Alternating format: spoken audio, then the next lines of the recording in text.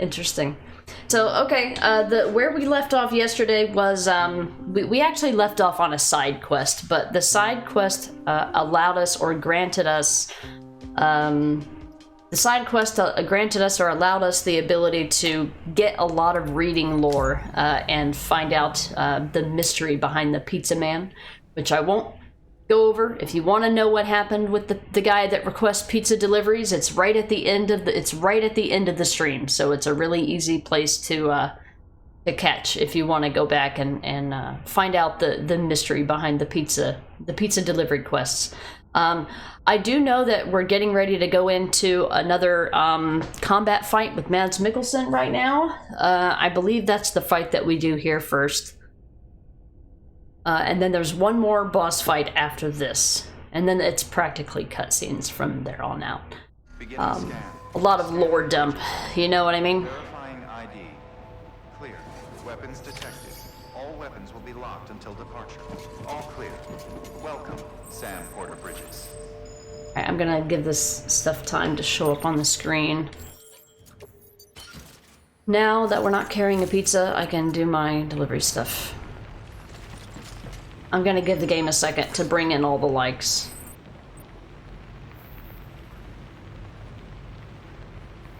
Oh, and I don't remember. I don't think the credits are skippable. So there's that.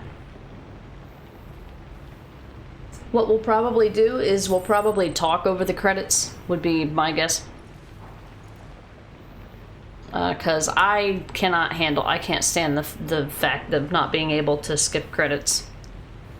I mean, all it's going to make people do is walk away from the freaking computer or Alt F4 and say, oh, I finished the game. Alright, so the last thing that we had to do after we got back from Edge Knot City is we had to literally trek all the way from here, all the way across the map, picked up the pizza at the prepper station right here, delivered it. It's Peter England right here. We got a bunch of lore. This is where we're headed, and right before we get here, there's gonna be a fight. So that's where we're starting the stream today. There's all the likes. There they go. Everybody using my roads. Alright, you see that supercell up there? Historically, in the past, these supercells have indicated that we're gonna be doing a battle. Another battle with Mr. Mads Mikkelsen. So, I need to fabricate some weapons. I don't think they're gonna give me the chance to, bots completed delivery, cool story. I don't think it's gonna give me the option to, craft anything before then, but I'd like to go in with, a gun of some sort. We got access to, the HG custom guns, which you can only get from the Pizza Man. So that's what I'm gonna get, because they're really, really awesome. Let's see. Yeah, shotgun's pretty good.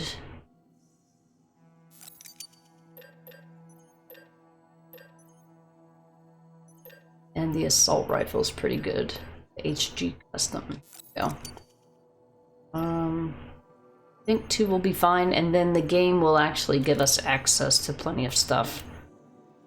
I have a spare set of boots. I think I'm wearing an all-terrain skeleton. I need a speed skeleton to go fast. 3. I need blood bags so I don't have to pick them up. 8. Stack it. Sort. I'm gonna put away my stuff for building things because I don't need to do that. I don't want all that shit carrying with me. CC's container repair spray, ladders, we don't need none of that stuff. I don't want to be carrying anything that I don't want to lose. I'll keep hematic grenades as a backup, but everything else is good. To equip the speed skeleton. Place in private locker. Speed skeleton, equip. Auto arrange. I won't be needing this all-terrain skeleton for a while. If I do need one, I'll craft one. Okay, here we go. Comes our action-packed cutscenes, baby. Let's get this going. Where are we headed? Straight ahead is a bridge. All right.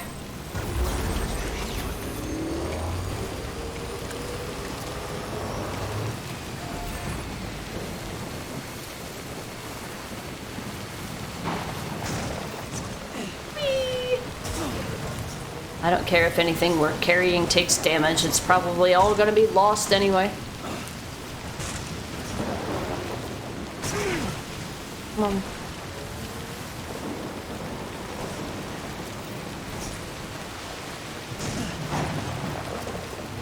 Heading right into a supercell, folks. It's gonna be fun.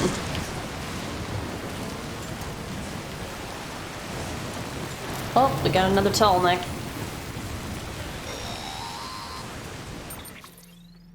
Got a moment, Sam? It's about the director. So there's no way he could have made the jump to Amelie's Beach if they didn't share a strong personal connection, right? Well, I looked, and I couldn't see one. The network should have contained something, anything, but there was nothing whatsoever. His entire life prior to his tenure with Bridges has been redacted. His name, his past, everything. There's no telling who he was. Which led me to consider another possibility. What if it isn't the director and Amelie who have a connection, but the director and Clifford Unger? And what if that connection is what facilitated the director's jump to Amelie's Beach? If it's those two who have a personal history, then it might explain why Cliff is holding the director hostage as well. But even if that were the case, it doesn't answer the bigger question. How the hell did the two of them end up on Amelie's Beach? Sam, Hartman here. There's something else I'd like you to consider. A guess, albeit an educated one, concerning Cliff's objective. Somehow, with the aid of the chiral network, our individual beaches have begun to coalesce, resulting in the formation of a single massive seam. Should this process continue, there is a risk that BTs will flood across into our world, bringing about a death stranding on a heretofore unprecedented scale. Now, Clifford Unger's battlefields and my own beach appear to be unaffected by this phenomenon, existing entirely in isolation. They do not and have never intersected with others. But what if there were another class of beach, one that exists on a higher plane, that was responsible for setting this process in motion? And what if the beach in question were none other than Amelie's? Cliff may have summoned the director, but I believe his true aim was to seize control of Amelie's Beach, to exploit its power over every other beach, and trigger the last stranding. It's the only rational explanation for Cliff's actions, which is why you have to stop him. If Hartman's right, then we're in serious trouble. Using the chiral network in Amelie's Beach to trigger the last stranding? That's why Higgs went after Amelie, wasn't it? If it was Cliff who put him up to it. Yeah, it all fits. With the last stranding, he'll finally have his revenge against the world that stole his life and his child. You've got to stop him, Sam. You've got to make the jump to Amelie's Beach as soon as possible. Get in and get her back. It's our only hope. If you can't, then we're all doomed. Hey, Daniel, what's up? Welcome in. Yeah, we're doing well. They did. They said the thing. They said the thing. Hey, Cynical Sun. Hello. Welcome in. Good to see you again. Had to come by and show some love. Well, thank you. Welcome in. It's convoluted. Damn it, Hajime. And you think that this is like them revealing the end. That's not even all of it. That's not even the whole story. That's not even the whole story. We are gonna have our minds blown today. At this point, I can't even see where the hell I'm going. Alright, that looks like the entrance. I think the entrance is this way. Oh, wait, that's the pole. Is it this way? Yeah, we're getting ready to go into, a combat section. And we're gonna find out what is gonna happen between Sam and Clifford Unger. If I could ever get there. Am I going the right direction? Yeah, okay, I'm almost to the road. I can't see anything. There it is. Yeah. Historically, in the past, every single time that we've come across one of these storms, it's been a battlefield with cliff. So I'm pretty sure that that's what we're getting ready to do. Are we ready?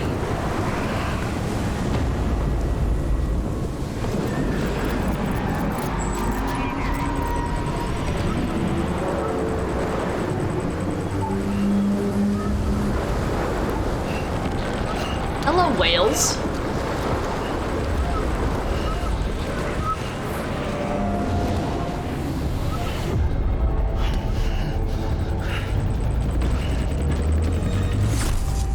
Here we go. So long, and thanks for all the fish, right? I have no idea what this game is about. Kind of giving me Days Gone vibes. I was so scared. Scared of what it would mean. I had to be there for you. And your mom. No matter what. I couldn't just go off and get myself killed anymore. Couldn't leave you all alone. I couldn't. I had it all wrong. All wrong. Being a father didn't make me scared. It made me brave.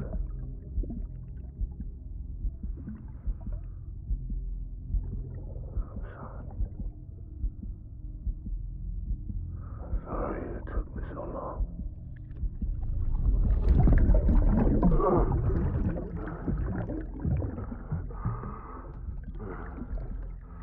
Don't make the same mistake. Be yourself. Be free. Captain, I need you to hand it over. Shoot him, John. Shoot him! I gave you an order. Shoot him!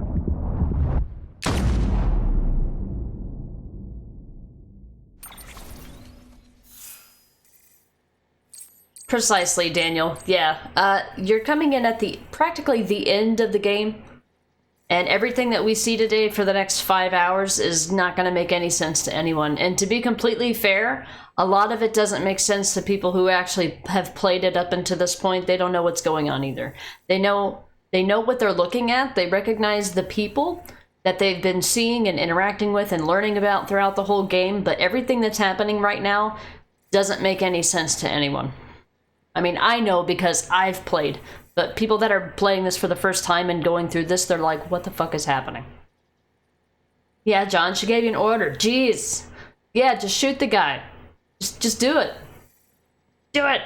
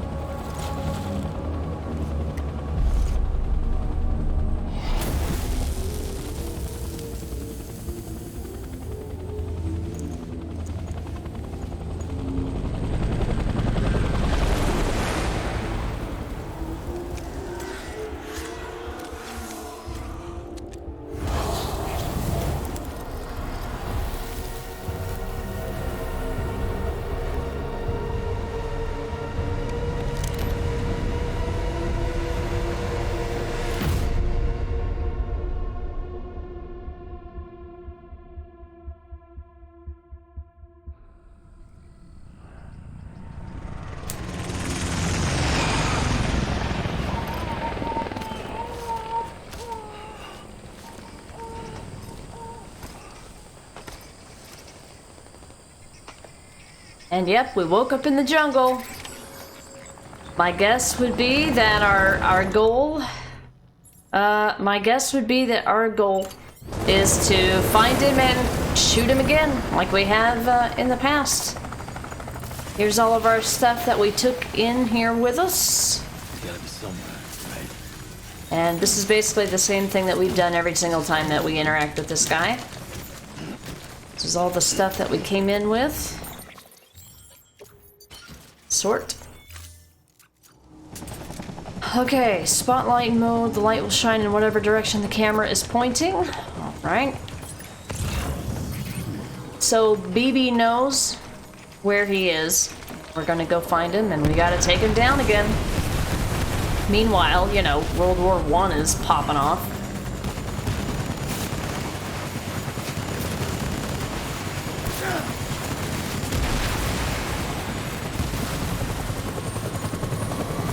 These guys don't know we're here. They're just ghosts.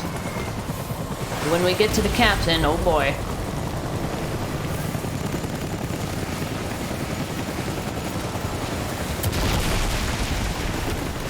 Why would they give me an anti-BT handgun? I hope I don't need hematic rounds for this. If I do, I guess I better pick one up to be safe.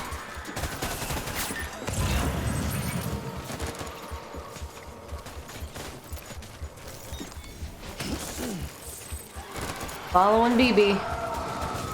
BB knows where he is. If you don't know what's happening, the visuals are still very cool. Absolutely, Nisutani. Welcome in, by the way. Okay, seems to be over here. Welcome to the jungle. We got fun and games. Exactly. Alright, Cliff, I'm coming for you, bub.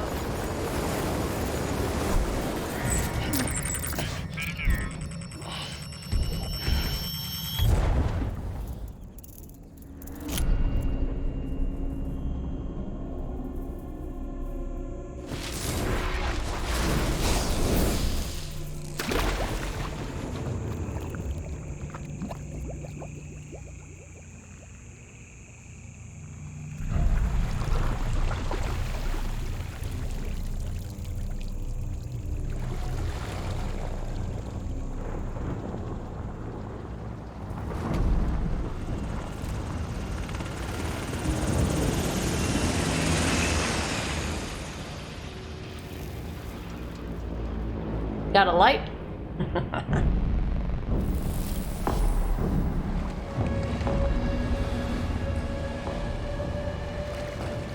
Alright, we got Cliff and his army men's. His army skellies.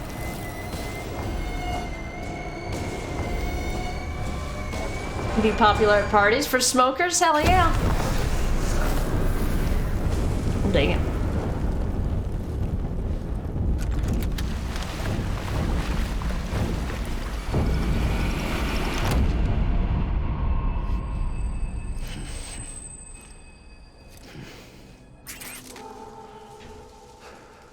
Where's my baby?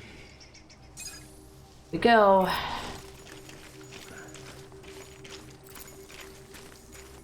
Get my baby.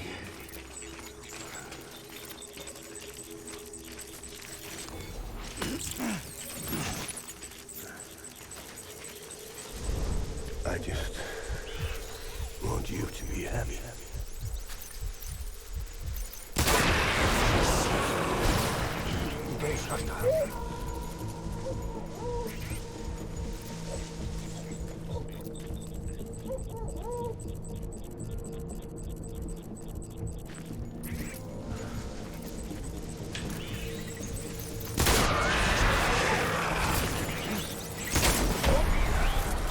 Light him up.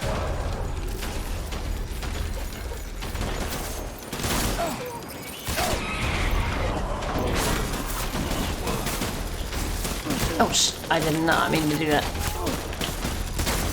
Oh, shit.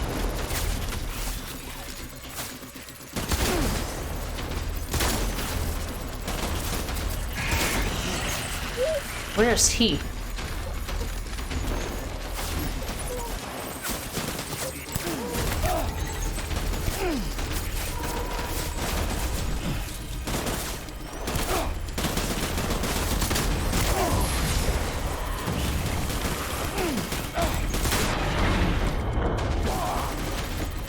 Where is Cliff?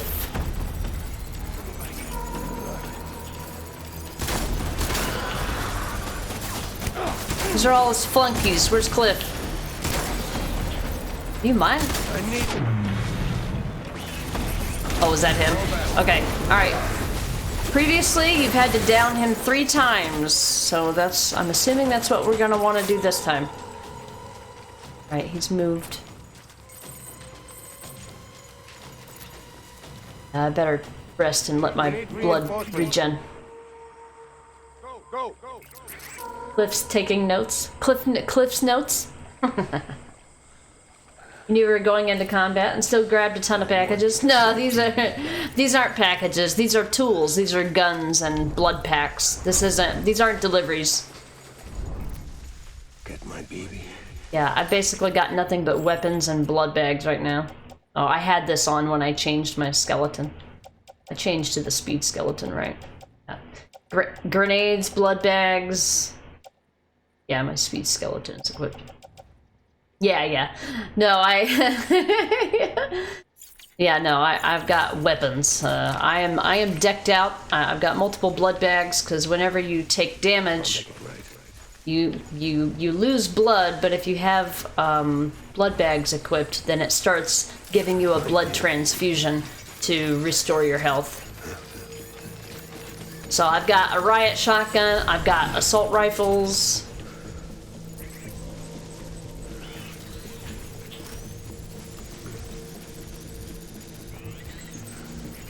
Cliff doesn't run like that, I don't think.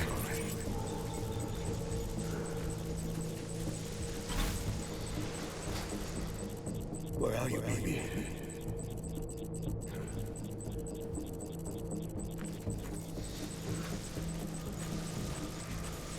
Where's my baby?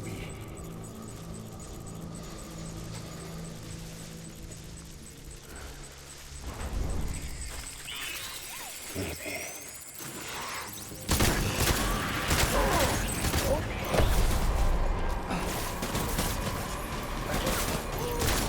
That's him.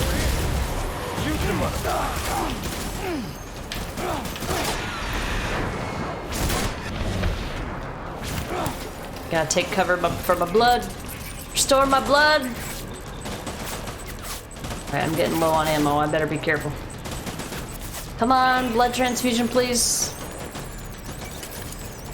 Oh, equipped a new blood bag. No! No grenades! Alright, he's been down twice.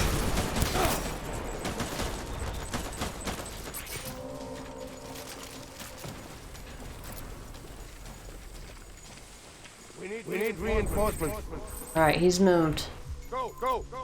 They'll never see me if I crouch, says the walking tower. Yeah. If it's piled high, they can't see you. Alright. Follow the handprints. Hello?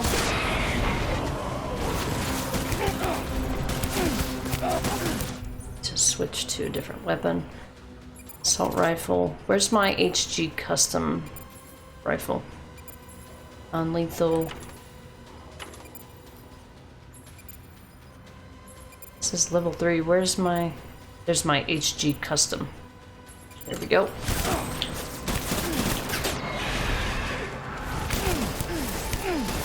I gotta take cover. Run! Damn, go! Need to restore my blood levels. Half my health. Open fire. I know you see me. Hold on. Need to restore my blood. He's doing a lot of walking. Just need more of the dead. It's technically we're surrounded by the Walking Dead. All right, we have been. Let's get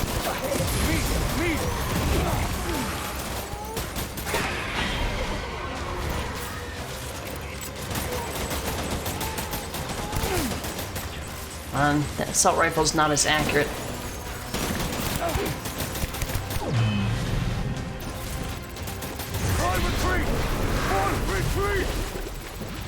Alright, I think that should be it. Or are we gonna have a fourth throwdown here? Alright, looks like we're gonna have a fourth.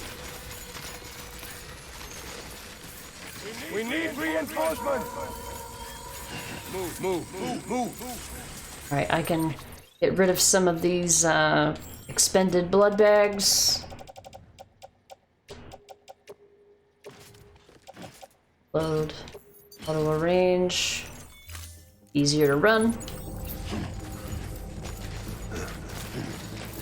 So this is a special battle that when we get to the end of it, there's going to be kind of a lengthy cutscene, so just be prepared. Gotta sleep, have a great day. Alright, Brutus, good luck. I hope you enjoy the rest of your playthrough.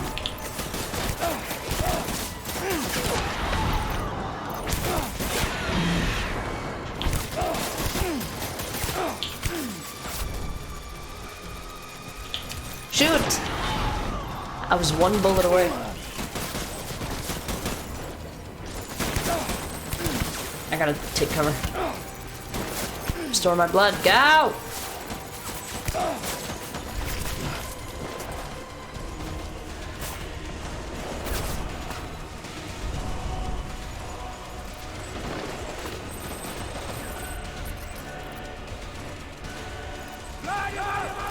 Oh, don't light him up. No lighting up. I quit smoking years ago.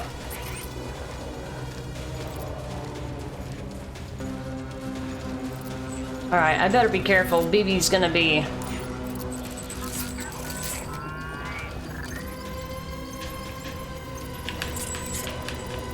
Come on, Lou, you got this, buddy. Oh, shit.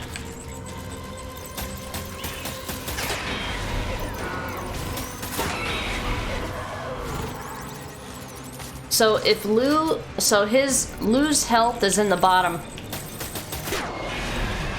left also, he's in the red right now.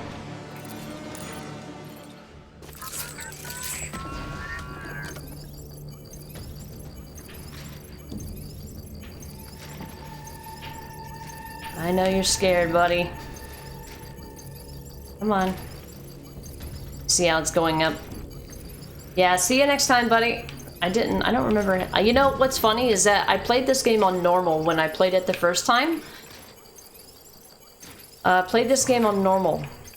And I don't think I ever had to soothe Lou in any of these combat situations, but we were getting pretty low.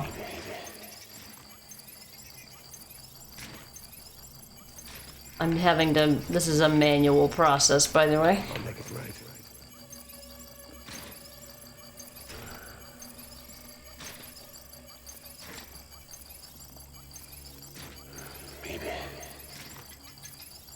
Shaking babies. It's more like a rock. It's not really shaking. I want my baby back.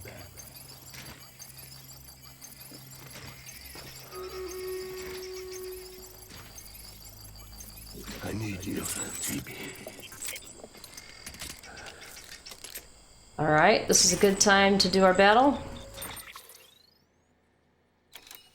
Does it not bring it up when I'm minimized? I don't normally do my battles this way, so I'm learning as we go.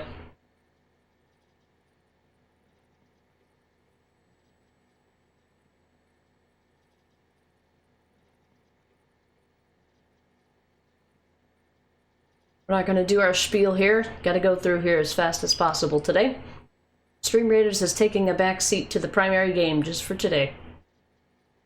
Game's giving off weird vibes, but I kind of like it. It's really convoluted, but the gameplay aspects of it are fairly simple. Congrats on your bonus rewards, guys. Looks like I need to place barbarians. Barbarians. I'm gonna start here.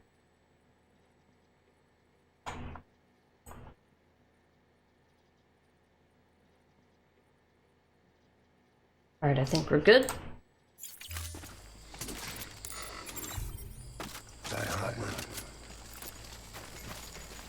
All right, the game gave me a break so that I could soothe my BB. I'll make it right. There we go. Alright, the crazy music has stopped for a minute. My dear.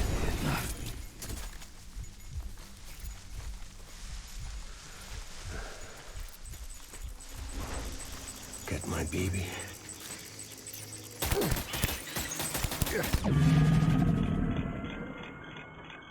I think that's it. Alright. Gonna be a lengthy cutscene, folks.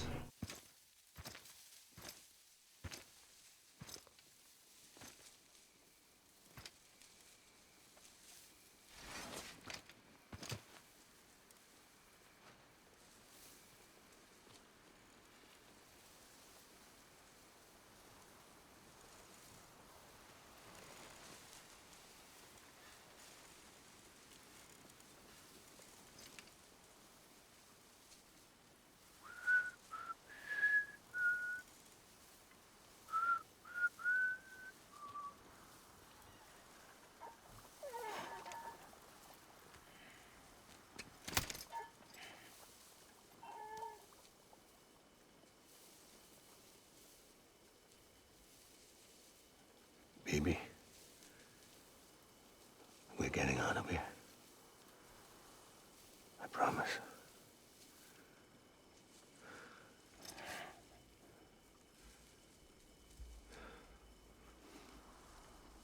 Give me back my baby. Are you clear of hunger?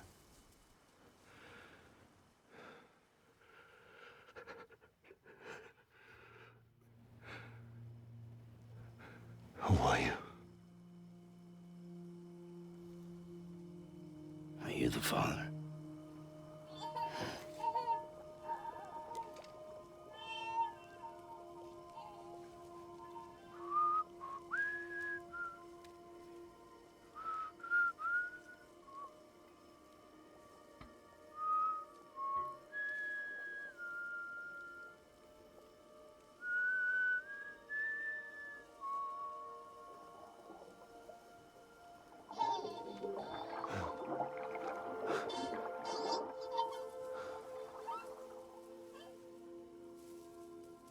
They told me your name was Sam Porter.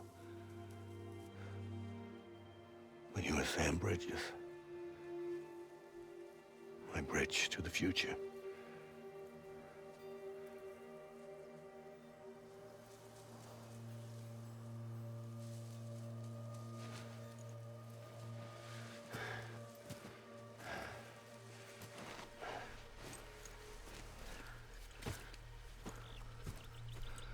Sam, you bring people together.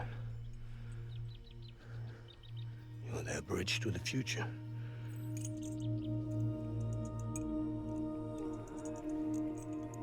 Come on, Sam. Stand up.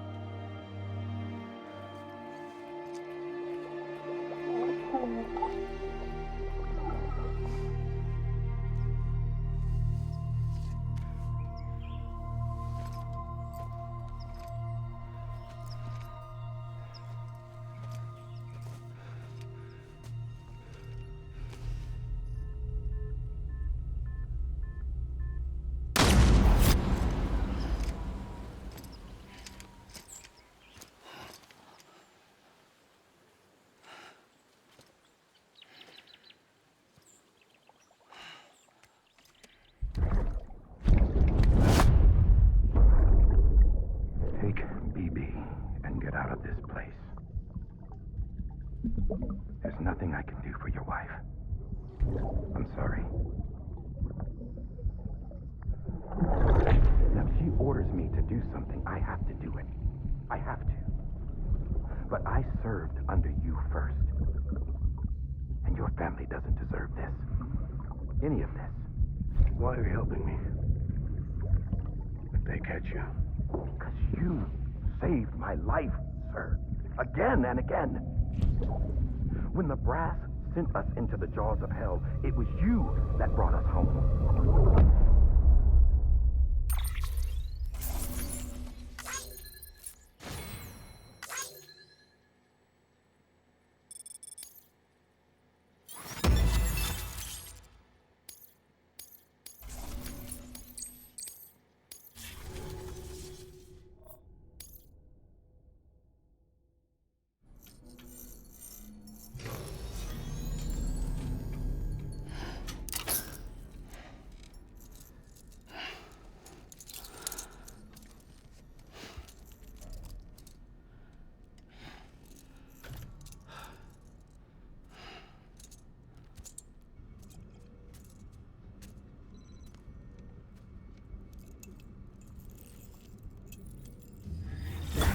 Sam, are you okay?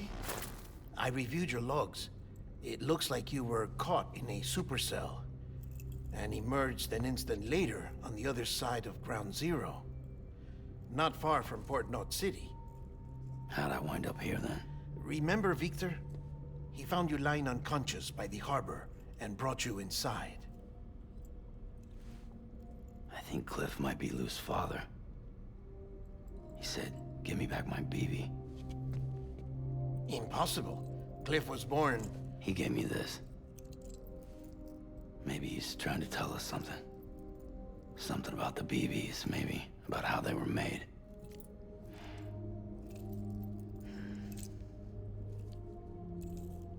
It didn't feel like he was trying to hurt us. It felt like he just wanted to talk.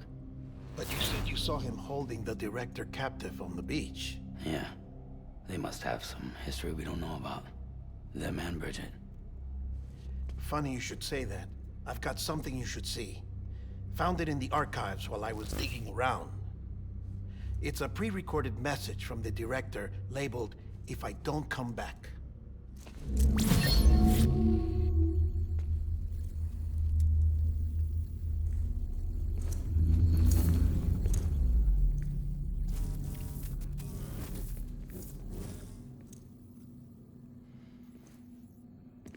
All right.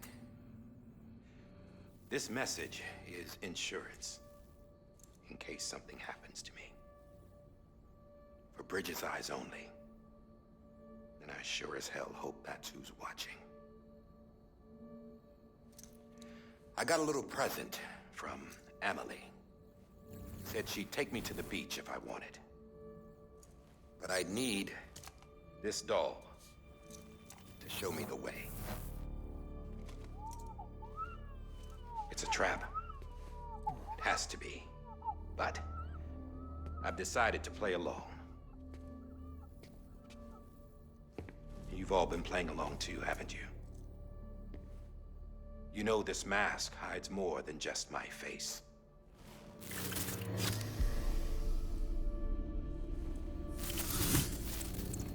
Well, Emily's a blank slate too. No past. No record she ever existed. She's a ghost. And the thing about ghosts, I never met Emily in person. Have you? Ever seen her in the flesh, shook her hand, touched her? The original team we sent was divided into two groups. Amelie was with the first. Mama and Hartman were with the second. They had no direct contact with her. Yes. Amelie's group was wiped out in Edge Knot City. Everyone but her. Everyone who could say whether or not she exists. Bullshit. She's real. We touched, all right? She and I both. Well, I've only ever interacted with her hologram. I'm telling you, I've met her. In person. Lots of times when I was little. Yes, but on the beach. Here's what the president had to say about her daughter. Amelie was born on the beach. There her ka remained, though her ha came to this world. This division of body and soul forced her to spend most of her childhood in the hospital. But though her health was poor, her Doom's numbers were off the charts. Her supernatural talents blossomed as she grew older and overcame her limitations. But by the time she was 20, she could travel to and from the beach, body and all.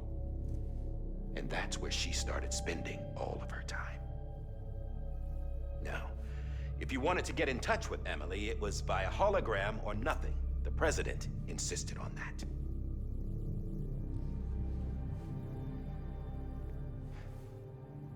I swore an oath to the president and to America. As far as I was concerned, her word was law. So when she said Amelie was her daughter and the best candidate to succeed her, I believed it. But when the archives were restored, I couldn't resist testing out my access privileges. And that's how I found out Bridget was diagnosed with uterine cancer in her 20s and couldn't have children. You see, doesn't add up, does it? There's no way Amelie could be Bridget's biological daughter. So where'd she come from? Who is she? Is she even real? How can we be sure that Amelie is an extinction entity when we don't even know if Amelie is Amelie? Hell, for all I know, the EE theory might be bullshit. But if it's not, if she's the cause of the death stranding, then I have to accept her invitation. I've loaded my gun with hermetic rounds. Sam's blood. It connects my gun to her, to me, to him, all of us. Which means I should be able to take it with me to the beach. I'm gonna stop what she started by stopping her. One last confession. I'm just a man. No powers, nothing special. Don't have dooms, I can't repatriate like Sam either. Don't know the first thing about dying, I never tried it. Yeah. I've been to hell. Every single battlefield was hell. But no matter how terrible it got, I never died. Because all I ever did was run from death. Well, I gotta go. She's calling for me. Bridges, don't let me down.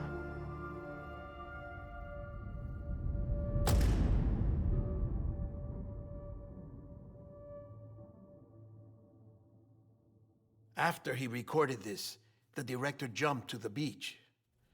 Or rather, Amelie summoned him there. He had a gun to Bridget when I saw him. Then Cliff showed up, took him away. I thought he went to the beach to confront Amelie. Yeah, she was there too. She was the one who got me out. It's so obvious to me now. I can't believe I didn't see it sooner. It was Amelie who...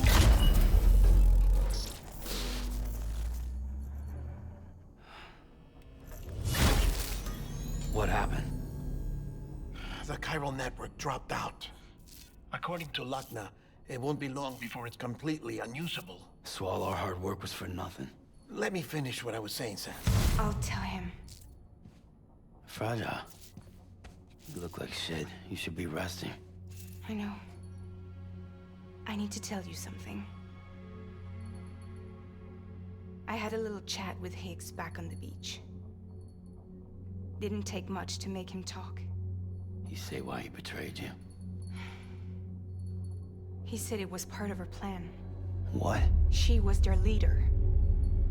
The terrorist void outs, the whole extinction agenda, Amelie was behind it all. Like hell she was. I know you don't want to believe it, but it lines up with what Die Hard Man said. Higgs turned on me after he met Amelie. At first, he was looking to expand his territory, and I had a power he could use. At least, that's how he ended up working with me. He was no terrorist. He just wanted to reach more people. But then she shows up with abilities that put mine to shame. Hell, she could even control BTs. So Higgs decides to go with her. And that's when she turned him into her agent of extinction. Amelie gave Higgs his power. Yep, she made him her homo demons. What about Bridget? You care to tell me what she was doing on the beach? You got an answer for that too? I know it's a lot to swallow. But Higgs said himself that Amelie is an extinction entity. I looked inside his pod, and there was no BB in there. Take a good look at what was. It's the same doll Die Hard Man had. This is their bridge baby. There's this idea that the terrorists brought back BB tech and Bridges was just following suit. It's garbage. Their methods and yours are completely different. Your BB links you to the world of the dead. Their doll links them to Amelie and her beach. You know who else had dolls like this? Cliff. He was carrying them on the battlefields. Cliff, Higgs, the director. All three of them were drawn in and controlled by this extinction entity. And who is this EE really? Is it Bridget? Is it Amelie? All I can say is that the answers are on the beach. What she wants and why. If we get to the bottom of that, then maybe we can still avert the last stranding. You've got to find her, Sam. Whoever she really is. She's waiting for you on the beach. Hurry back east.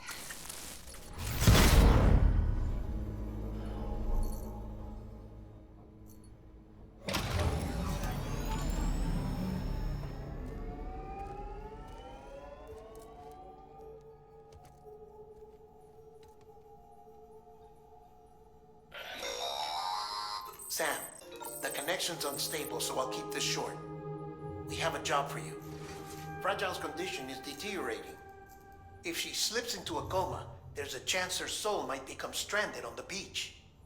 She needs cryptobiotes fast. Luckily for us, Fragile Express keeps a stockpile there in Port North City. So we'd like you to grab some for us while you're in the area. All the details are on the terminal upstairs. Please, Sam, this is critical. Alright, so from the time that I clicked the cutscene, it was at 10:39, it's 10:56 now, so that was a nice, like, 20-minute cutscene, the one of many to come. Let's get ready here. We do need to make a delivery. We're in Port Knot City. We need to go to, Capital Knot City, where we'll get one more boss fight. But it'll be easy. I can't customize my backpack? Backpack cannot be customized as the chiral network is unstable. Oh, okay. I guess I didn't need to do that anyway. Okay. Okay, Sam. Gotta wait for his animation to finish. So it says, there's a system error with, BB. Seems to be fine to me. And it all made absolute complete sense, yeah. Just like mini games, it's like, you know, twist after twist after twist. You think you know something, right? You think you know something. Right, get nice and clean. EX grenade number 0.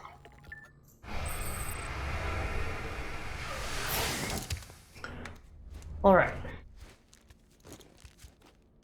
We're all caught up. Let's see if what happened in the rest of the world while we were out in our supercell. We got one email from the junk dealer. What do you want? This guy. Let's see. Hey Sam, still your old man? Still out there walking that lonely road? It's been a little lonely myself, to tell the truth. I know I did nothing but complain when she was here, but now she's not. I can't hardly think straight. Still, compared to how far Amelie is from you, she's just around the corner, which is why I'm gonna suck it up, say sorry, and beg her to take me back. Wish me luck, pal. I'm gonna need it. Good. You can go get her next time. Bitch. Got some lore interview. Locked in syndrome. By the way, I'm only 2 interviews away from getting the achievement for reading 100 of them. Hey, Mike 1, welcome in. Hello. Happy Wednesday. It's hump day. We're finishing Death Stranding today. Hope everybody's doing good. Alright, this was from Die Hardman 3 years ago. So it's been decided that Amelie will lead the expedition. In terms of talent and temperament, it was only ever gonna be her or Sam Strand. But we don't know where Sam is, which made the decision easy.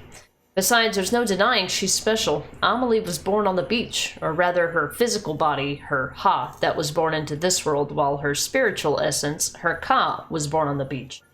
Medically speaking, they weren't sure what to call it. In the end, they settled on a diagnosis similar to what's known as locked-in syndrome, a condition where the subject is mentally present but physically unable to move their body, except for their eyes sometimes. The President was able to communicate with Amelie's soul on the beach, but her body remained as it was when she was born. But after a time, thanks mainly to the President's efforts, she began to show progress. Amelie's physical and spiritual selves gradually came together, and her body began to develop normally. It was right about then that they realized she was also a doom sufferer and began to ascertain her incredible abilities. She can transport herself physically to her own beach. Guess it makes sense. That world is more real to her than this one. She may have overcome her initial struggles, but she still spent most of her life on the other side. And over there, time stands still, which is why even now she looks like she's in her 20s. Eventually, the President came to feel that her daughter had been through enough. From that point onward, all communication with Amelie would be via hologram. Even during the expedition, she wouldn't be in direct contact with most of the team. Not a bad plan, to be fair. It'll help keep her out of reach of terrorists, for a start. Till they can get... Alright. Information about the Dreamcatcher. There's our achievement for reading 100 interviews. This one was from Hartman from a year ago. There is a psychological framework which posits that the human personality is comprised of various strands. Our inner mind, our outer character, each is a strand or thread made up of yet smaller threads in which intertwine with others to make us who we are. And in nurturing each strand, we become better people and inure ourselves against psychological harm, or so the theory goes. As odd as it may sound, this is not entirely dissimilar concept to the one which lies behind the most ubiquitous of Ojibwe artifacts, the Dreamcatcher. You've seen them before, yes? A woven web of threads said to protect the mind from harm by trapping nightmares, thus ensuring only pleasant dreams pass through. It's no coincidence that these charms came to symbolize the pan-Indian movement of the 20th century. The many and varied Native American tribes strove to set aside their differences in order to foster a group identity, a singular dream. As such, it came to symbolize what made them one people, what united them. In essence, strands can represent what which makes us who we are, that which differentiates us from what we are not, and the bonds we share with one another. And then finally, on quipus. Quipu means not in the Quechua language. Objects given this name were used in ancient Incan society to record and transmit information, and yes, Amelie just so happens to wear one. The Inca would pass quipu from one place to another via the network of messengers known as chaquis. Chaquis? I don't know. You might be surprised at the complexity that can be communicated through a simple system of knots, and not merely numerical data. It's said that whole histories could be contained in these intricate webs. Some theories suggest that they were ascribed magical properties too. Certain combinations of knotted numbers were thought to encourage the dead to sleep peacefully in their graves, for example. Thus, we see that the quipu is once a tool for communication, storytelling, and ritual.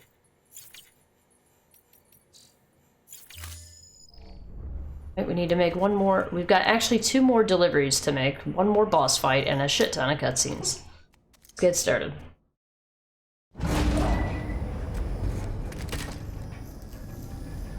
We're gonna get a new memory. We made story progress. We usually do.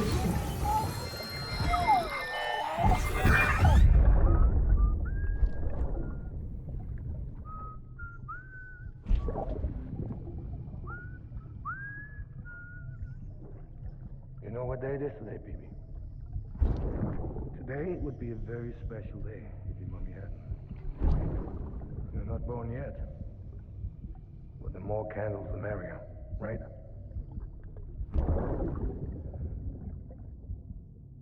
Soon it'll be time for you to come out into the real world. I promise. And then, we can have a real party. You gonna eat all that cake? Happy birthday.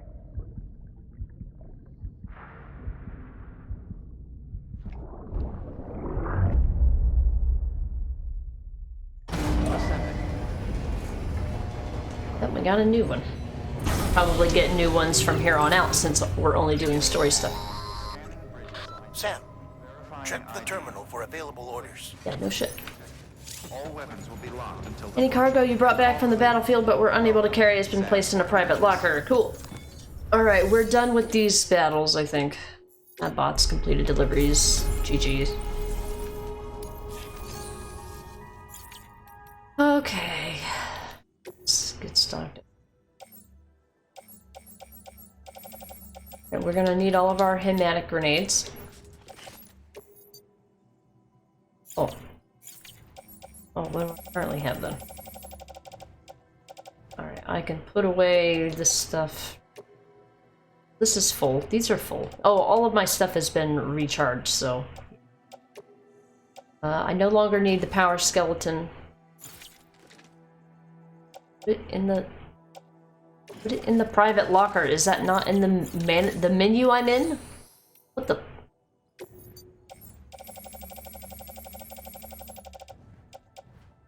Put it in the private locker. Jeez, that was weird. No, don't offload. Alright, I'm dumb.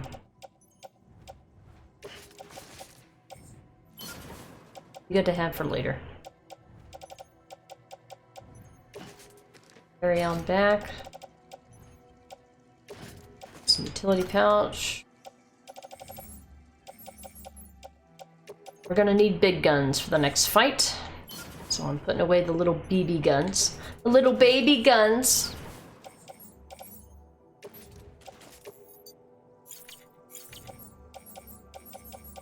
We won't need any of this stuff. Don't need to repair anything.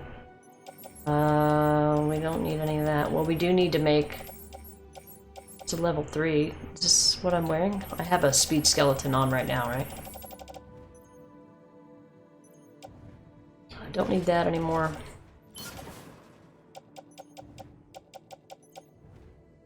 Yep, speed skeleton. All good.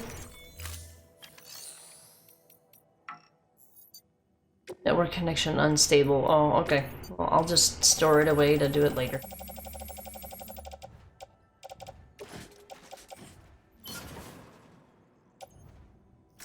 Okay. Daniel, gotta go get some sleep. See you later. Have fun making Amelie's dreams come true. I'm sure that'll end well. I hope not. Oh, I can't fabricate equipment yet. Oh, shit. Alright, it looks like I'm gonna have to use what the game gives me for the next, I'm gonna have to use what the game gives me. That's totally cool. Not being able to fabricate things or use... Can I use a vehicle at least? Jesus Christ. Can I please have a vehicle? Trike long range, perfect. Just till I can get to a... Oh, you know what? I have a complete zipline system, but not all the way to Capital Knot. Oh, I gotta take the delivery. I'm an idiot. I'm an idiot. I gotta pick up the delivery that I'm making. I forgot to actually pick up the order. Oh, now it... Oh, lot's completed. Blah, blah, blah, blah. Who cares? Sam. Cryptobiotes, 30 kilograms. I'll take it.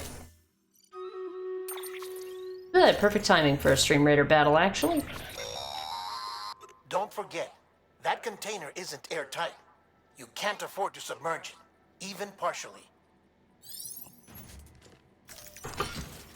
Don't worry, there's no risk of getting in water anyway. Alright. Let's get our battle going. Got it. it's minimized, it doesn't capture it. Alright, let's go, guys. We got epics from I have no idea what that says. I'm not even gonna try. Capitalization is important. And Saab, thank you for the epics. This is a boss battle, but, you know, just typical rare scrolls. Nothing special, nothing fancy. Yeah, have a good sleep, Daniel. We'll catch you later.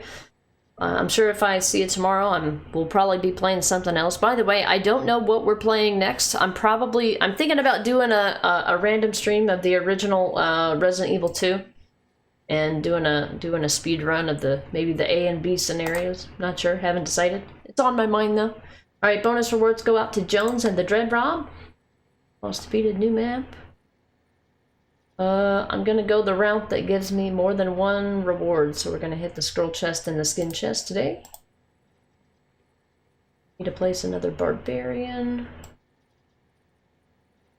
We're level 1, so I apologize about that, but it looks like this will be an easy battle. It's whatever you want. You want to make the battle go faster. Rogie boys are a good choice. Yeah. You guys want to have your rogues up here, they can clear out this, and then eventually we'll go for this thing, which is a armored unit. Any melee unit can take care of that, but also any other type of unit can. Alright, we'll see you in 30 minutes. Battle. Original RE2, knife only, no death, no damage. No, I'm no Dr. Best, okay? I am no Dr. Best, I am no Bok Basoup. No, I play games casually. I play games to have fun, not to torture myself. Nah, it would just be a story run. I want to work on getting faster at the game, even like not like speedrun type, but I don't think I've ever actually done a serious like run where I'm trying to go fast. And I think, you know, I don't think I've ever gotten a grade better than a C just because of how slow I am and how I pick everything up, and it's an whole ordeal. Alright, I think we're in Port Knot City, so we've got a set of zip lines that will take us all the way to the distribution center.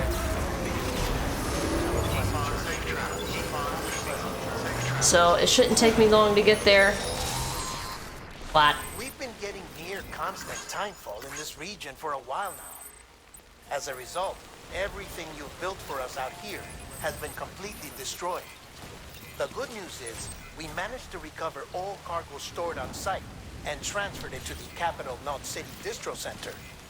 As for the not-so-good news, Chiral printers are currently unusable due to the network instability. Fuck you, Given game. the circumstances, you might want to consider turning to your fellow porters for assistance. But I'll leave that up to you, Sam. I'm sure you'll come through for us. You always do. Okay, so they took away all of my shit that I made. Thanks, game! Brilliant! You know we made story progress when we get a new song. Okay. I know where I'm going, and I'm hoping there's not any BT territory. Hopefully it just means heavy timefall and no BTs. This part's not too bad, but I know that there's a BT area that we'll be coming up on. Yeah, literally everything that I made here is gone. Thanks, game. And not even I would be crazy to do that. Yeah, really. You like to be able to do that too with the older RE games. Yeah, I'm not looking for a challenge. I'm just looking to challenge myself in easy enough ways. Challenge myself in easy enough ways that don't frustrate me but still allow me to get better, you know? Digital speedruns without using exploits are the only speedruns that count. Well, I mean, you know, that's a personal choice and I understand that. You tend to get lost easily. Well, with Resident Evil 2 specifically, I played it so much as a kid, it's basically ingrained in my head. I don't even have to look at the map when I play RE2. I know the entire area like by heart. Okay, well, let's see if there is any connecting zip. No. They gave me access to other people's structures that are obviously only aligned for their maps. So thanks, but no thanks, game. Thanks for wasting my time, I appreciate it. You know what? I don't really care. Just zip through this shit.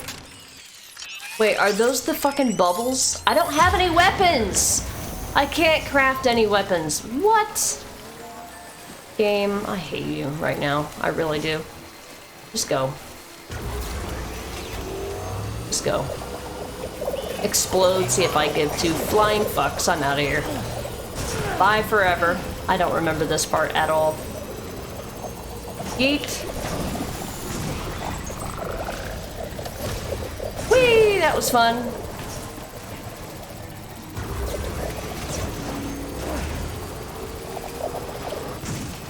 Yeah, so there's no BTs, but they do have these explodey boys. But if you go past them fast enough, you can avoid them exploding on you. Okay, so they got rid of the BTs. I'm alright with that. God damn it. Go. I hate... This is why I make zip lines, because driving on rocks is stupid.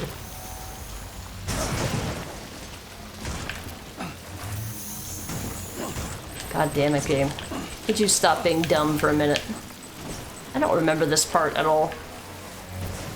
Yeah, there's zip lines here, but none of them connect because they're connected for the people who made them in their own world. They don't connect for me.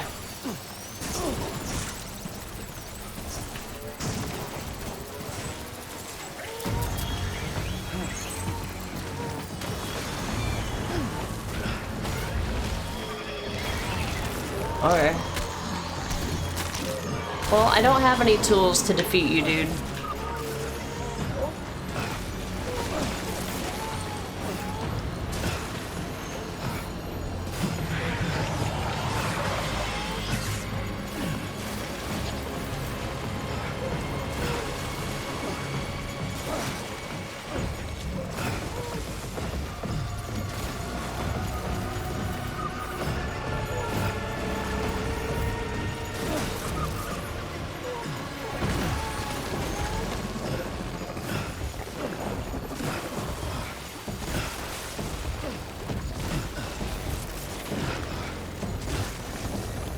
Jesus fucking Christ.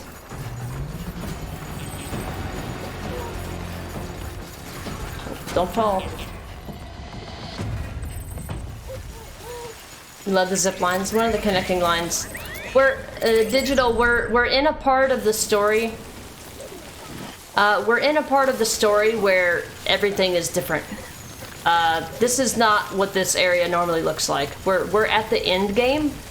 And the place basically gets really, really, really bad before it gets better.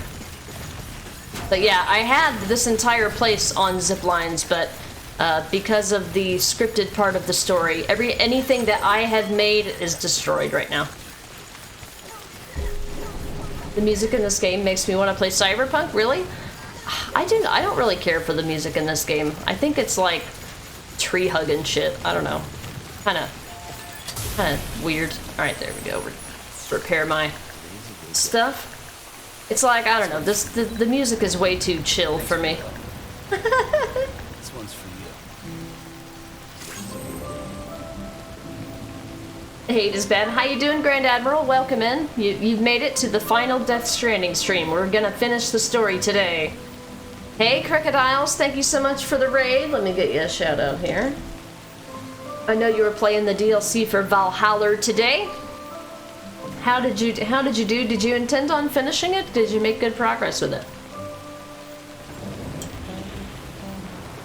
Oh, my battery's low. I need a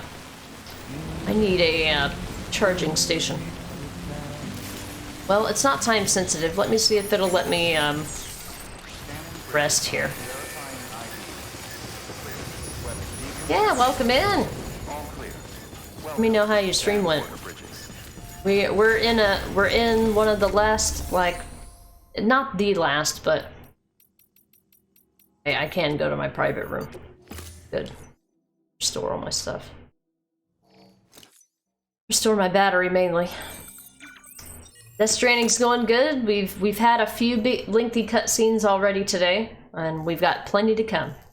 It was good. Definitely made some decent progress. Almost ready to start the siege on Paris. That's the name of the DLC, right?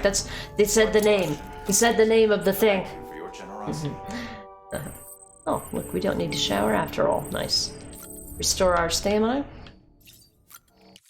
So yeah, I did have this, like, entire place on zip lines, but unfortunately, it destroyed them all. I'm sure they will all come back, but for now, they're destroyed until after we finish the game, I think.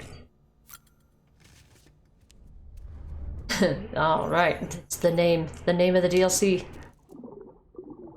So weird not saying the monster logo. Yeah, because, like...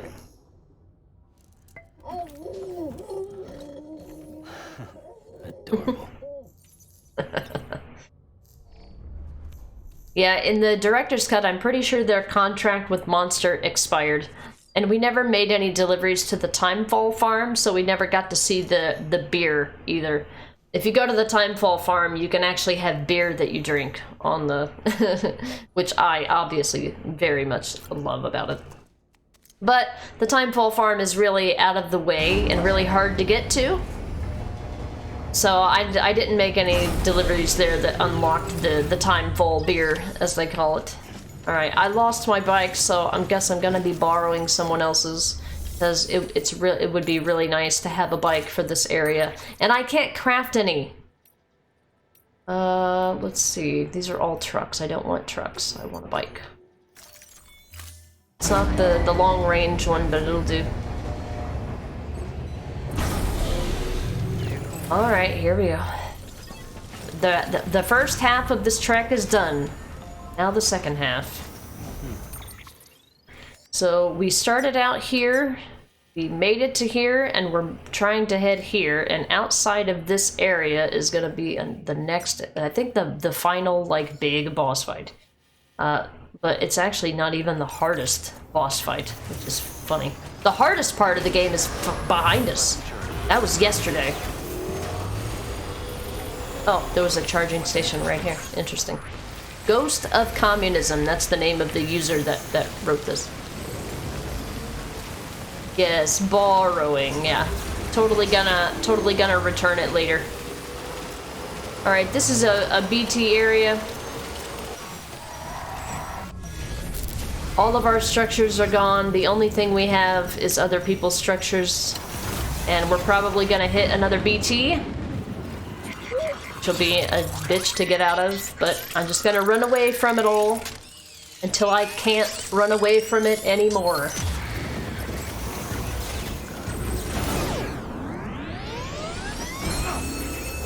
In case you haven't ever seen that, in case you've never seen that animation. Well, so much for that. Here we go. Shit. No.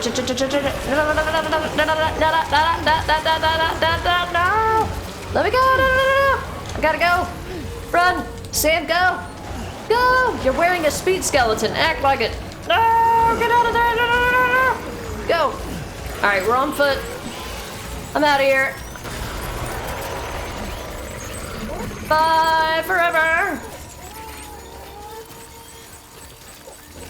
I could stop and try to go slow, but I'm trying to actually finish this game today.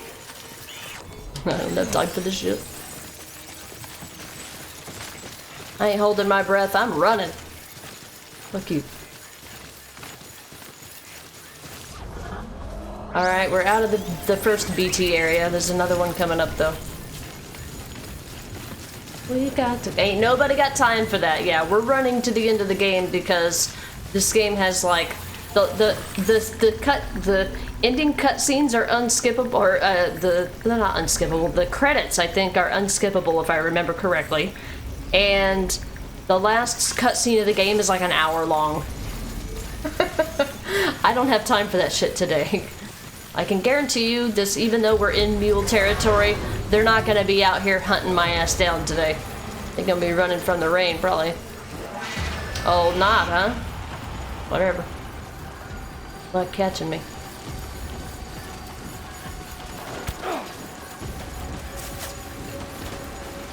I should be able to outrun them. I've got blood packs. Gonna go the long way because it's the safest way. God damn it, I hate it when they fucking put that shit up there. Stop it. Let me get out of mule territory. Hold up. They got a few hits on me, but it's all good. Your cat keeps headbutt cuddling me. I love that. It's so cute.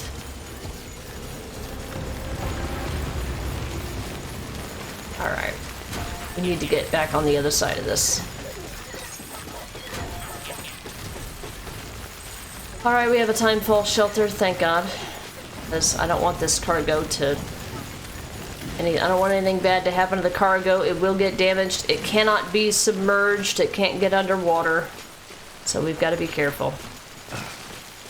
Certain cargo in this game has very specific requirements, and in this particular case, we're delivering cryptobiotes, which are organisms, and they need air to survive. So there's holes punched in our container, and if it gets submerged, it will fail the order.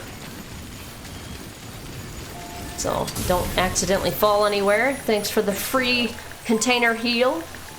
Piping. I'm not even going to try to pronounce that username. Thanks for that. Good man. Alright, I think there's one more BT territory coming up. And I think all of the structures in this area are toast. Wish I had a bike, but I can't craft anything.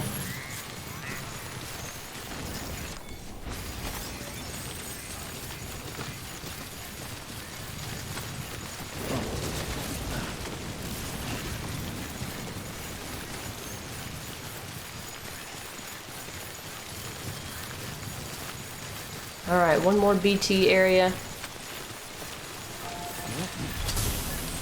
So, remember in earlier streams, earlier this week, I said that I completely maxed out all of the connection levels with all of the places that you can deliver on this map? What that means is that it maxes out the chiral network. And it allows you to see the most amount of other people's structures in the area, and you can see how this helps with the end game. That's why I was so head set on making sure that you get the first half of the map. The first half of the map maxed out. Thanks for the help. This one's for you. Thanks for the help. Go. Alright, let's plat out what we're doing. It's rain everywhere, practically. Coming up on Fort Knot. Do my best to try to be careful. I think there's one more BT area, I'm not sure. This is normally where it would be, if it was going to be. But it looks like it saved it. No, it did not save it. Okay. What? What? Oh, it's scripted. I gotta go. I gotta go. I don't have time for you guys.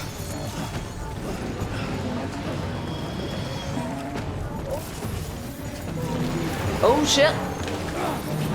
Oh man, I fell. No, don't submerge the package. That's not good.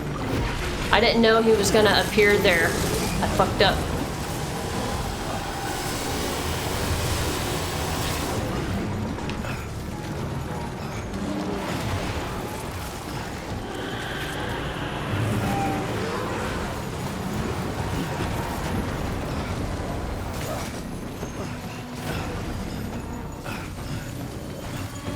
Speed run.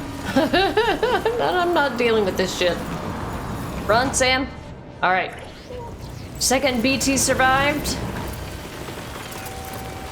After you finish the part of the playthrough, what do you? Oh no, 0. I thought you were adding crocodiles. Sorry about that. All right, and right at Capital Knot City, we should have a big old boss fight, folks. You ever punched a whale before?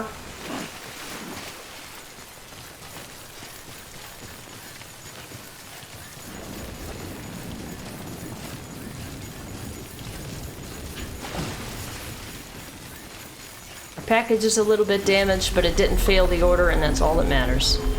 I was looking for a charging place, but it looks like we're not gonna get lucky. Our battery is half charged. So what happened? That made it all go wrong. Missed some streams. Yeah, this game has way too much content to try to keep up. I'll have to explain it in a bit. I'm getting ready to go into a really thick section. Here we go.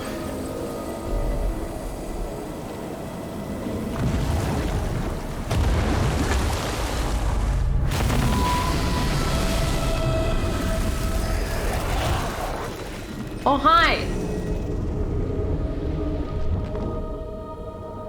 We have seen some shit.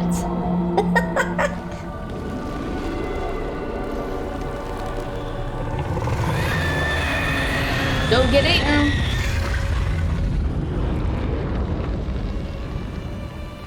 Somebody left the coffee pot on. That's exactly what would happen. Okay. Alright, here's where we need, looky, a grenade launcher. Look, a quadruple rocket launcher. Amazing. I'm a little scared because my battery is really, really low.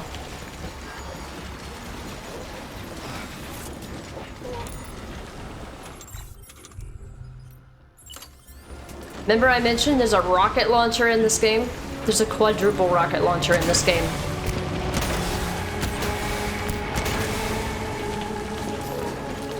And it uses our blood.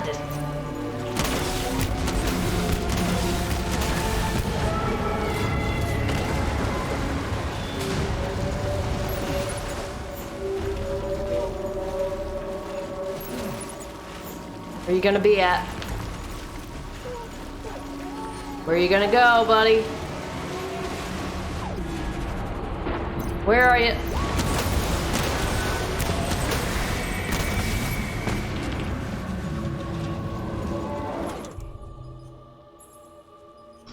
Alright, we're out of ammo on that one. We're gonna drop it.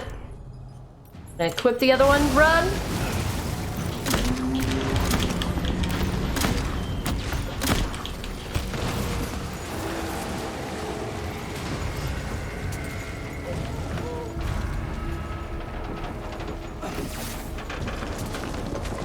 Where are you going? Where are you gonna be?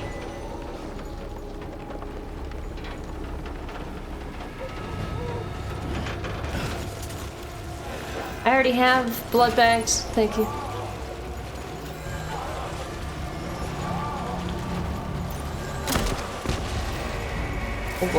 Oh boy, he's landbound.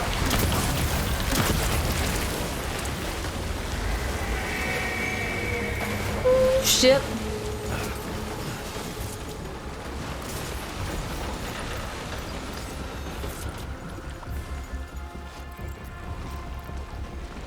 Gonna be, buddy.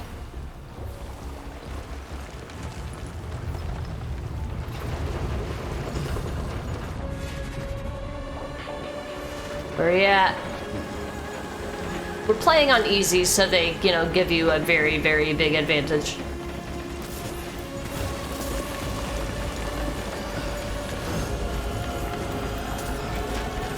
Could you jump, please? Could you figure out how to climb, please? Oh shit. Oh shit. Oh no! By the way, our cargo is not supposed to be submerged.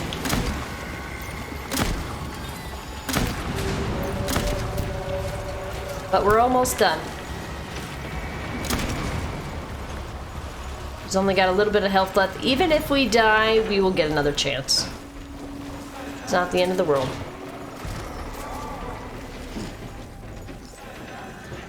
Where you gonna be? There's a rocket launcher. Give me that.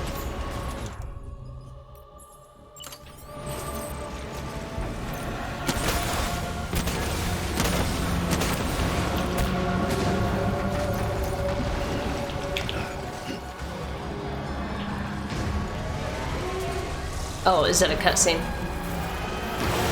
Oh, no, it's not. Okay. Alright. I was like, why is it not doing it? Alright, it's over. I think.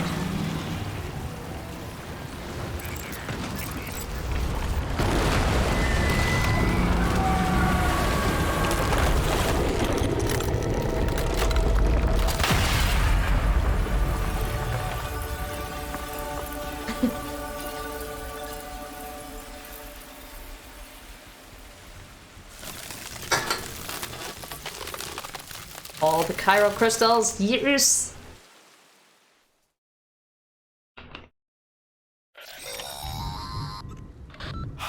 Yes, you did it, Sam! Oh, I could kiss you, you sweet son of a bitch! I thought it was all over. Nope. So yeah, that fight is really fun. I like it. I'm gonna take a couple quadruple rocket launchers, and I'm gonna put them in my private locker for my own use so I don't have to craft them. Suckers. Reasons to never leave home without a bag full of blood packs. Exactly. We don't need that anymore. It's heavy stuff.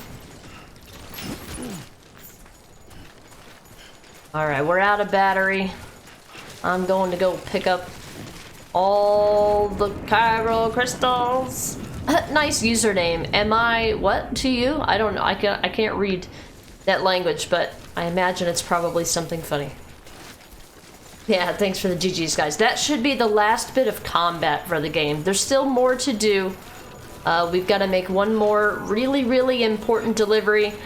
And then there's a lot of cutscenes and a lot of lore dump, but the exciting part is over. All the craziness is over. Yay, chiral crystals!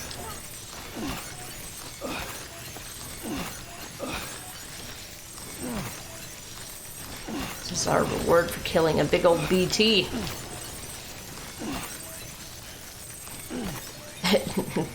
That's where my comment came from. You ever punched a whale? You ever wanted to punch a whale? And there's the 1 hour cutscene at the end. Yeah, exactly, yeah. There's a lot of lore at this point, but the hardest part of the game is over. Please give me a free charge. Oh, well, you know what? I want a free charge, and this thing is completely ruined, so I have to actually repair it. And it takes chiral crystals. 1100, fine, whatever.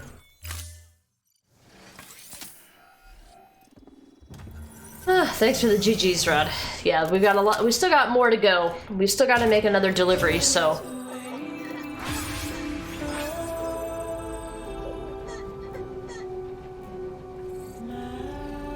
It's not over. It's not over. I just wanted to pick up all that free shit so I could use it myself later.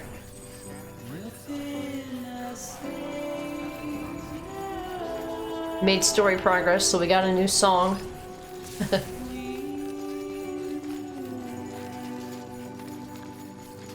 We made it.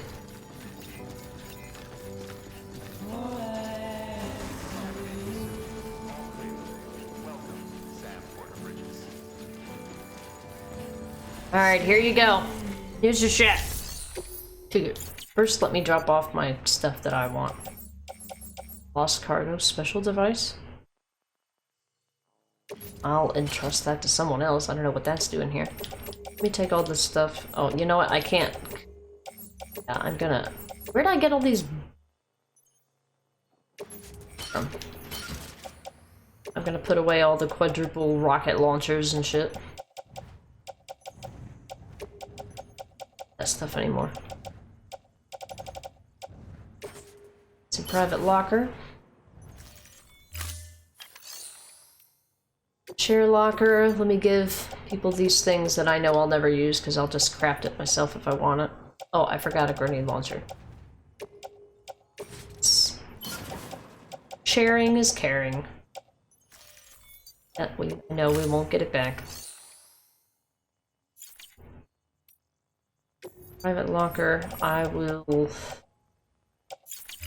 Oh wait, yeah. Share locker. Donate weapons and equipment. Order. Wait, does it not let me do that? Delivery. Oh. Oh, I'm supposed to go into my private room. Okay. Hey, Dino Pete, what's up? You gotta share like a share bear should. Yes, absolutely. How you doing? Alright, I guess I'll do all that stuff later. I'll do all my... Right now, it's not letting me do any of my inventory management because we have story stuff to do, so... It's not gonna let me do anything except what I'm supposed to do. Wait a minute, was that a skeleton? It's in private locker.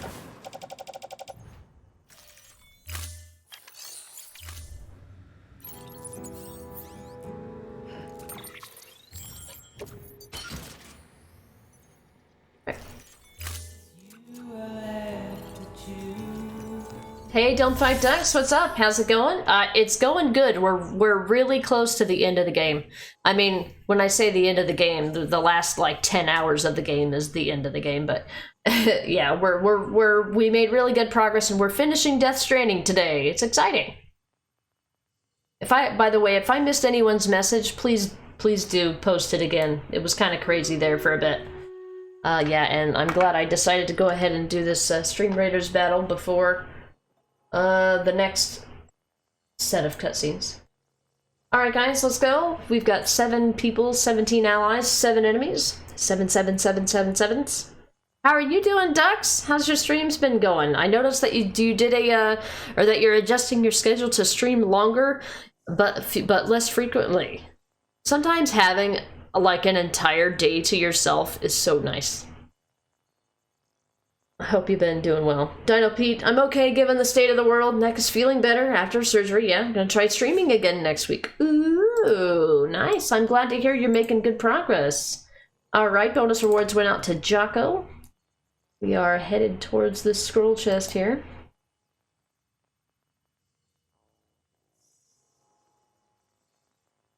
Let's see, I need one more barbarian. Yeah, we'll start at the top here. If you want the battle to go a little faster, you have the option to, you have the control. You have the ability to send rogues out to get these little chests, and that saves us from having to go get them. So, never wondered how you can make that faster. Divide and conquer in tiny ways. Yeah, that's nice. Yeah, we're making really good progress today. I'm absolutely aggressively playing through to get to the end of the story for sure. Have you heard of Stream Pirates? I have. I do like to play it. It's really immersive, and I feel like it's a more collective and fun experience than Stream Raiders actually, but it takes my attention a lot, and I find that I've got to be in the mood to play it, you know. It's kind of like how Dungeons works. I can't just, you know, play Dungeons like as a captain because I can't focus on anything else because it's got a different pace to it, you know what I mean? And with Stream Pirates, you gotta pay more attention, and sometimes I don't always have that attention, or I'm dividing my attention in many different places, and you know, I feel like I'm letting people down if I participate, but I can't fully be present. So it's a unique experience, and I do like it. I do like it. Ducks, yeah, hoping the extra day off makes me feel less overwhelmed with all the side stuff you have going on right now. Gotcha. Plus, you've always wanted to try doing longer streams, and I just couldn't manage it with my old schedule of 4 to 5 days. Yeah, I totally understand. I mean, I've always done 5-hour streams because that's about how long it takes for me to get hungry, and then when I get hungry, I don't want to stream anymore. Or rather, I had the best intentions, but if I take a break to eat, then like by that time I've already disconnected from streaming and I've lost my immersion to what I'm doing, and then I don't want to come back. So I arrange my streams around that limitation. So I do about 5-hour streams, and then back when I had a lot of stuff that I wanted to get done on stream, I added an additional day because I just had that much going on, and I just kind of gotten used to it. And then what I do now is I do occasionally have some things that take more than a weekend to get done. I mean, if I want to have at least one day of my weekend to myself, I have to take additional stream days for that. But I do that on an as-needed basis and just keep a consistent 5 hours a day, 5 days a week kind of schedule. But that works for me. I don't have anything going on outside of streaming. Literally the only thing that's the limitation for me streaming longer is that I get hungry. That's one of the reasons why I actually had At one point, I had a tip goal or a donation goal, a revolving one that's like always on the table, where if somebody does a donation of X amount, I will get breakfast, and I'll guarantee that I can do a long stream because I don't have to worry about stopping to eat. You know what I mean? I used to have, I don't have it anymore because of the complications that I ran into recently, and the only thing that I've got going on right now is Ko-Fi and or coffee, I guess they call it. And, you know, Twitch related stuff, so it's temporarily rescinded while I get certain things taken care of. Don't Fight Dex, have you thought at all about what's next? No. I'm actually not letting myself. I do have one idea that I want to do, but it's only for like one stream day, so it's nothing really to speak of. That's the biggest limiter for me, hunger, and I don't like eating. Oh, you don't like eating? I do like eating, but I don't like it to interrupt what I'm doing. And I can't stand to have my stomach gurgling, and it gets really annoying. It's the hunger for me too, for sure. Absolutely.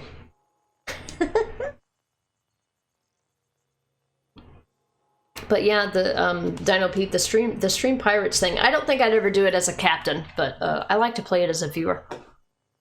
Okay, so we just did a kind of a lengthy boss fight here. That was the last like big, huge fight of the game, and the rest of this is pretty much just delivering the story. There's still some interaction and things I need to do, but the most exciting part of it is over. And the rest of this is going to practically be cutscenes, and we got one final very, very important delivery to make. When I go into this private room, it's going to start a cutscene section, and I don't remember how long it's going to be. I don't remember it being too super long, but we'll find out. Oh, meant to say you don't like eating on stream. Oh, okay, gotcha. No, I do not eat on stream. The only time that I eat on stream is when I used to have like one of those revolving donations for $10 if somebody wanted, if they weren't just, you know, contributing to be contributing. I had an option, you know, $10 would buy me a breakfast. I could guarantee an 8-hour stream. $20 would buy us a pizza party, and I would buy like a cheap ass, you know, Little Scissors pizza, and after delivery it ends up coming to $20 anyway. And then I would do a 10-hour stream, and then I'd actually have a lunch section for like a half an hour where we actually unbox the pizza, and I actually go on just a chatting screen and eat or whatever. But yeah, I've only done those a few times. But yeah, on general, I don't like eating on stream either. And, you know, people have said, just keep little things to munch on. And I'm like, I don't even want anybody to hear my crunches or my chewing or like eating candy that, like, I like hard candy, like runts or sweet tarts or stuff like that. I could probably do that, but like all you would see is just me constantly moving my mouth all the time, and it's just not a pleasant experience from a viewer. I don't want to watch anybody eat on stream, and I don't want anybody to be here and watch me eat on stream. It's not like I have like a phobia of it, it's just kind of a weird thing to do, right? It's just something it doesn't really make me uncomfortable per se, but it's just a little strange. Rod, yeah, you always like to make sure when I'm eating or drinking my mic is muted, yeah. And with not having a camera, it's really easy to pull off because you could mute during anything and people wouldn't know, but when you're on camera like I am half the time, unless you toggle your camera on and off all the time, you know, people would basically know when I'm sitting here just eating on stream, and it's a little different. Sweet tarts sounds like an insult. Yeah, it's the contrast, right? Like I like my favorite candies. I think hard candies are like sweet tarts. Runts are probably, unless I'm forgetting something right now, runts are probably like my favorite hard candy. I could sit there and eat them all day. It's one of the few candies that I like lose control over my ability to stop. Ducks, even eating without webcam on voice calls while muted. I spend so much time muted, yeah. And I don't want to rush the process of eating, you know? Eating is supposed to be a pleasurable experience. It's the experience of eating, not the just like I gotta stuff my face full of food, you know? Rod, that's true. If you were on cam, it would be different. Yeah, exactly. People would just see you mute and eat something and whatever. Exactly, Rod. Ducks, the sweet tarts used to be one of my favorite candies. Haven't had them in so long though. Yeah, I don't get them all the time. But yeah, I really enjoy sweet tarts. And Runts used to love the banana. Yeah, the banana. Some people, I've heard a lot of people say that they don't like the artificial banana flavor, and I'm like, I love it. So I have a certain way of eating candy, kind of like other things. Like when I eat regular foods, I eat one portion at a time. I'll eat all my veggies, and then I'll eat all of my meat or whatever. I eat one thing at a time. You know, I don't mix my food together or anything like that. I'm not opposed to it, but you know, if I just left to my devices, I eat things in a very specific way. And same thing with candy. So if I have candy or M&Ms or something, like different colored candies, I like eat them in such a way where I eat like one of each kind so that I always have the same amount of every color or flavor. And then like what I would do for Runts is I would save all the bananas for last. The oranges were always my favorite because they broke apart so easily. Damn it, now I want Runts. I don't have any. Anyway, just talking about it reminds me of it. It's literally making my mouth water right now talking about Runts.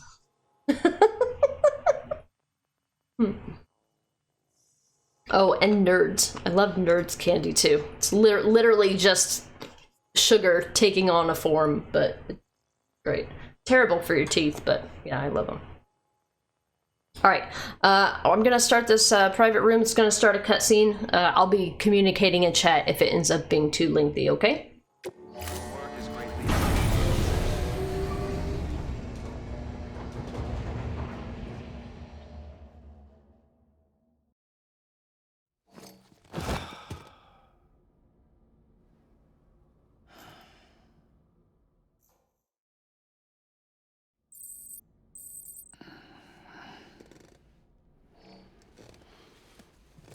Yes, I thought it did.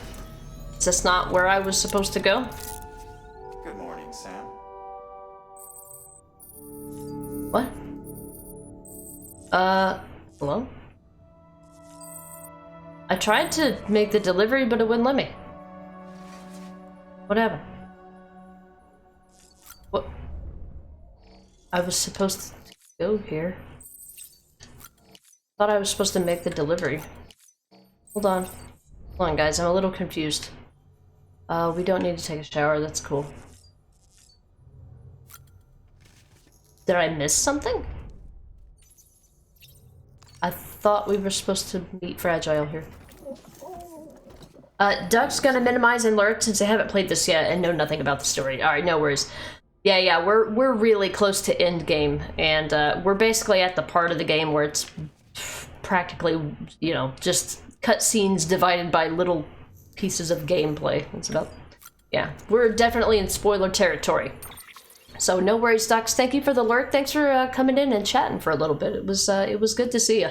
Let me go ahead and get you a shout out while I'm here, by the way. Since I know I usually don't only remember to do shout outs when somebody raids, and I know that you literally have like the opposite schedule that I do, so I never get a chance to shout you out. So for anyone who doesn't know, Don't Fight Ducks is a streamer. Right now they're on a Phasmo kick, and they've officially considered themselves a horror streamer.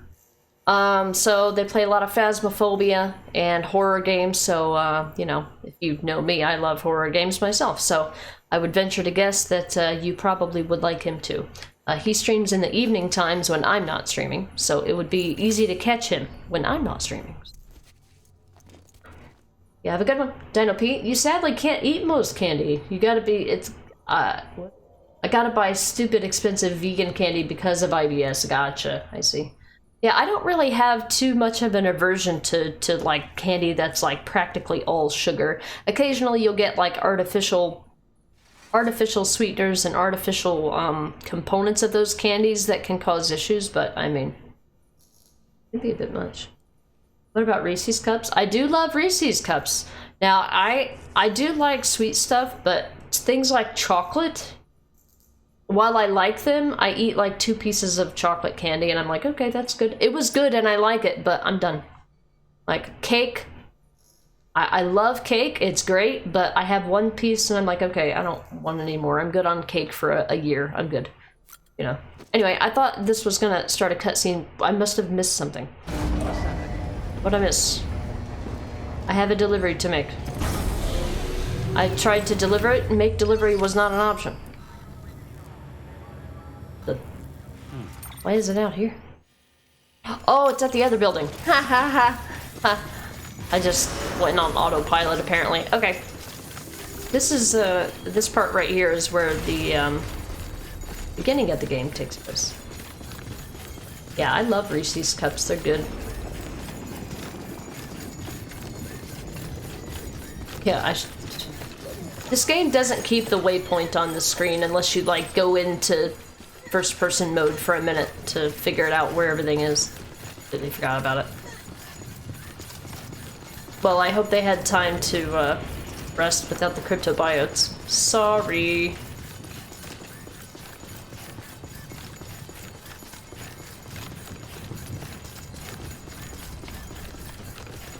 Here we go. Isolation ward. Alright, give me my cutscene.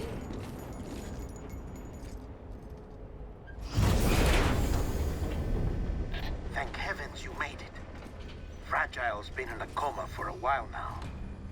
But with all these cryptobiotes you brought, we should be able to bring her round. And with any luck, it'll only take a few more to get her back on her feet. You did well, Sam.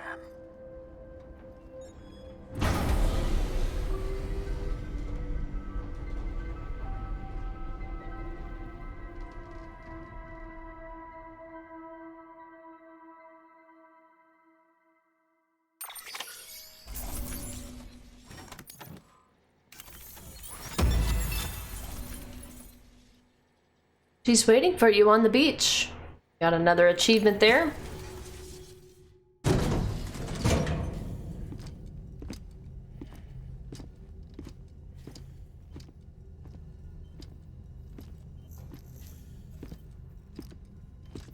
Sam. You're back.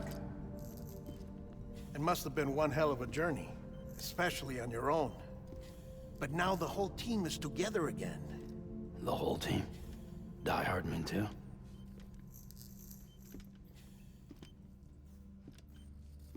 Too much traveling to and from beaches in such a short span. Chiral matter contaminated her cells, effectively causing jet lag on a molecular level. Because of that, her homeostatic mechanisms were shaken. Don't worry, she's not in any danger, but she needs some rest. So where's the director? He's being looked after in another room. Bridges personnel found him lying outside the isolation ward. Similar to when you came back from Cliff's Beach. Even after decontamination, she needed more and more time to recover.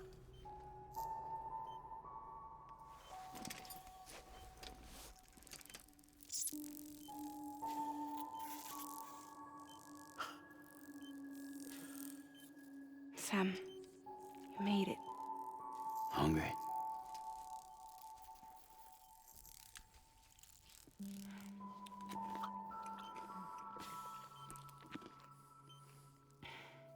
Thanks. Looks like you need me after all. Who'd have thought?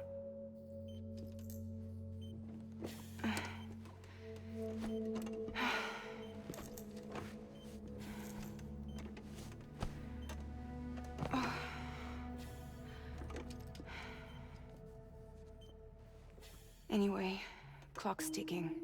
Am I right? Sam's here.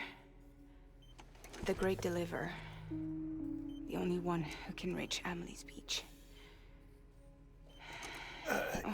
You're in no condition to do this. It's not fair to you or Sam. In my own search for Amelie's Beach, I have come to realize something extraordinary. If beaches were likened to a multiverse, hers would appear to exist on a higher plane than ours. I can walk the beaches of others, but hers is beyond my reach. It's invisible, inaccessible, even to Fragile, I fear. Imagine it as a circulatory system, if you will. Each of our beaches is a single capillary, but Amelie's Beach is the heart that pumps blood to the rest of us. Capillaries are subordinate to the greater whole. A whole governed by the heart, which gives direction, which dictates flow, which dictates everything, controls everything. Don't you see? She is in control.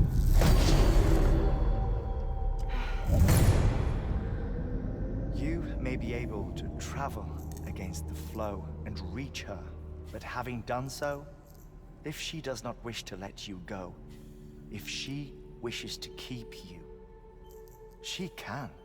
Fragile and Die Hardman broke free from her beach, didn't they? I don't think it was any different from what happened to you. I didn't get out because I wanted to.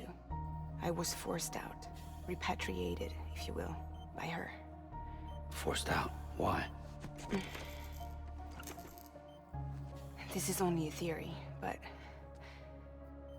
she wants you to go to her. That's her final wish, don't you think? So that's it, huh? Amelie's the EE, and this is her endgame. Just so we're clear, if I want to stop the last Stranding and come back in one piece, I need to go to her beach and talk her out of it. That about right? Correct.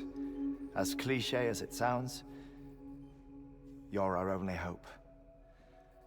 Though quite frankly, I doubt even you can change her mind.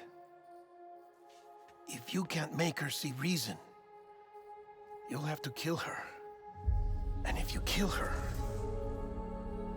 You'll save the world, but you'll be stranded outside of it. Forever.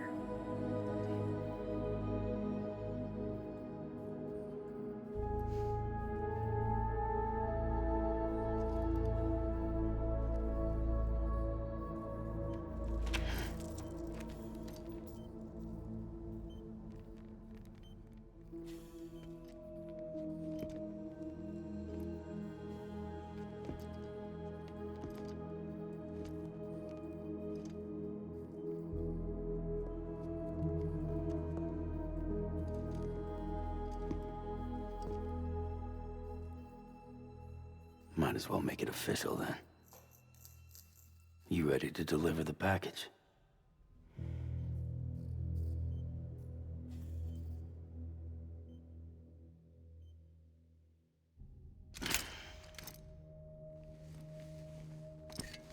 I'll talk to her. Maybe she'll listen. But with the shape the world's in, it'll only be delaying the inevitable. Still, if it buys us time to try and build something better, a new lease on life, at least for a little bit, well, I can think of one woman who made the most of a chance like that. Nothing lasts forever, not even the world. But we gotta keep it going as long as we can, right? Patch the holes, change the parts, all that. So we can say we had a good run, that we lived.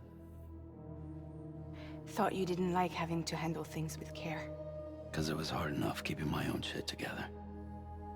Back when we met at the cave, the only thing I cared about was making it to the next sunrise. Sure as hell didn't care about America or the future. I was living a lie, hung up on past regrets. I was broken. But somewhere along the way, I started changing. Started meeting people that made me think that maybe it wasn't all bad. People that put their faith in tomorrow, and in me. That kept the lights on, and waited for hope to arrive. So I gotta deliver, for their sake. Even if it means you never come back? Fucked if I do, fucked if I don't, right?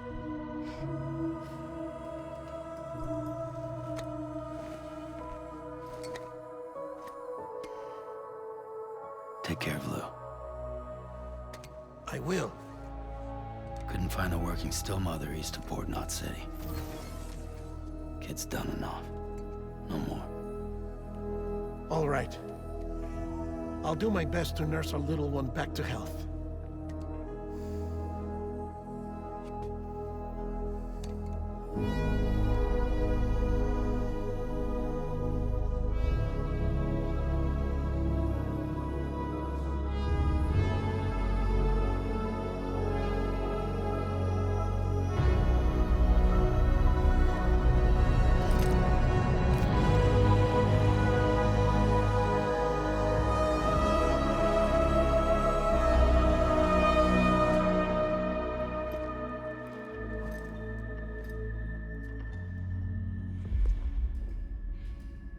Okay, concentrate.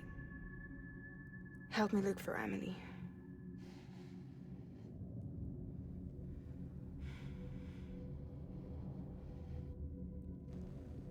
Reach for her, Sam. Feel her.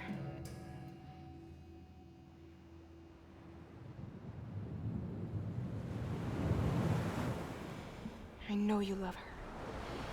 You love her.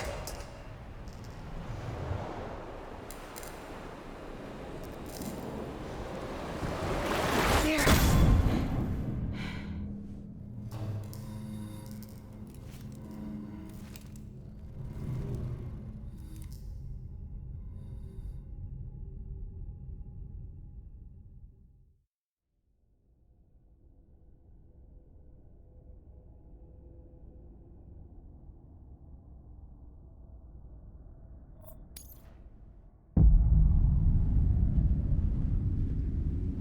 Sam. There you are.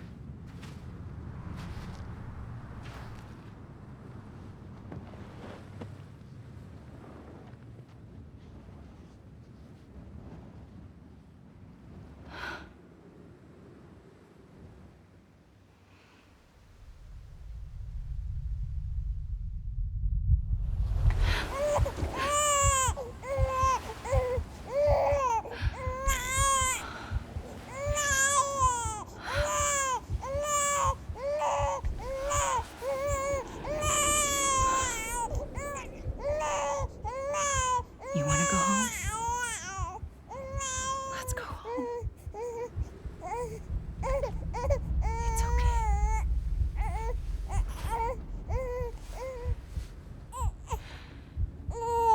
I know the way.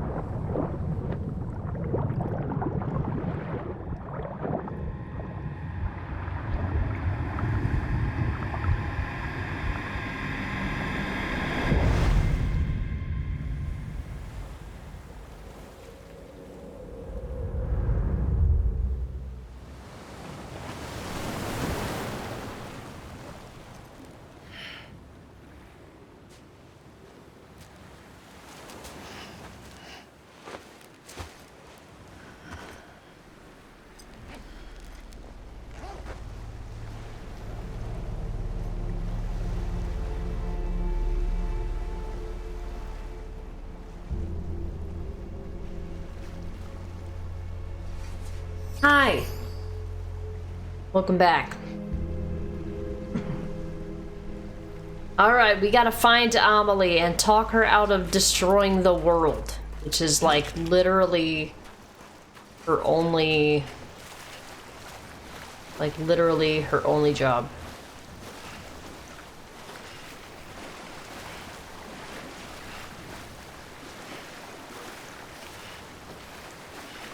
I don't know if this is the way to go or not. I don't remember. I remember being really confused on my first playthrough.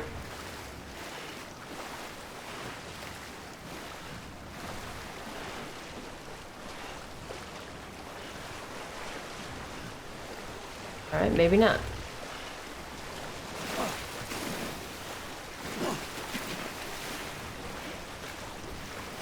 Yeah, this is the part of the game that's kind of like interactive, but it's not really. Like, there's nothing that I'm gonna do that's gonna alter what's gonna happen. Alright, I guess we're just gonna run along the beach.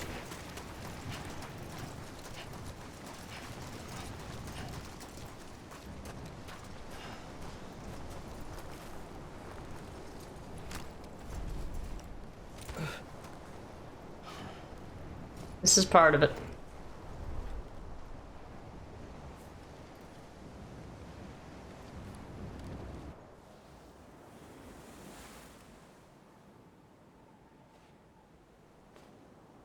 London Bridge is falling down.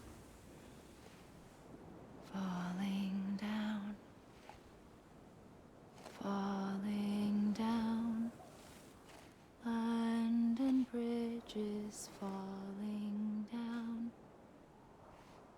my fair lady. Oh, she's in black this time. The last stranding has already begun. Amelie?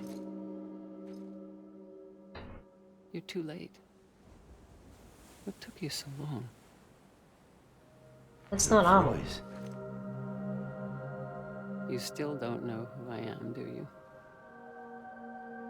Who are you? Sounds like our mother. Sam.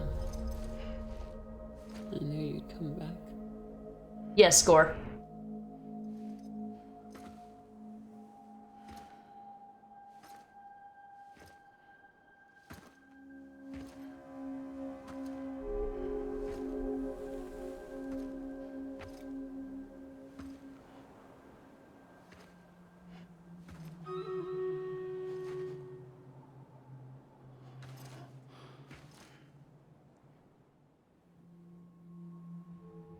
Sam, listen to me.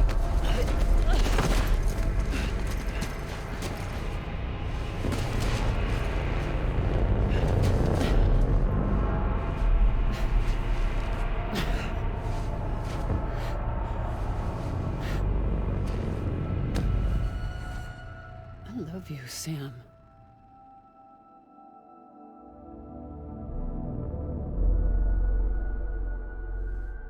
I'll be waiting for you on the beach.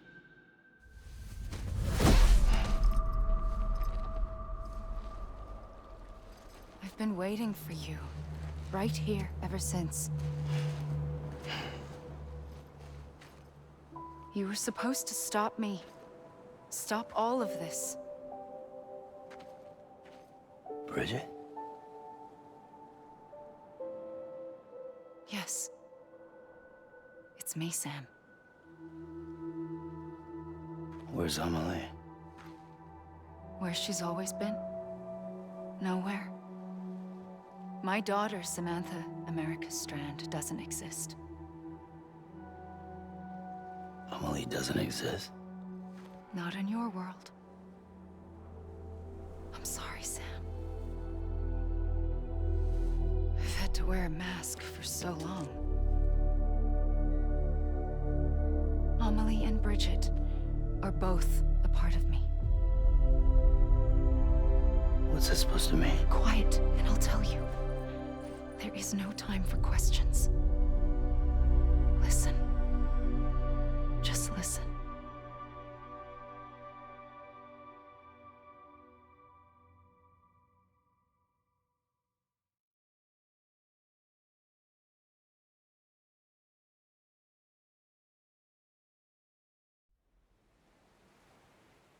Yeah, the last couple hours of the game is mostly Do you cutscenes. understand, Sam?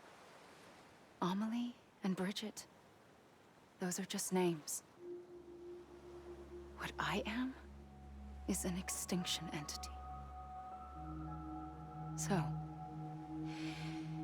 knowing what you know now, you have two choices.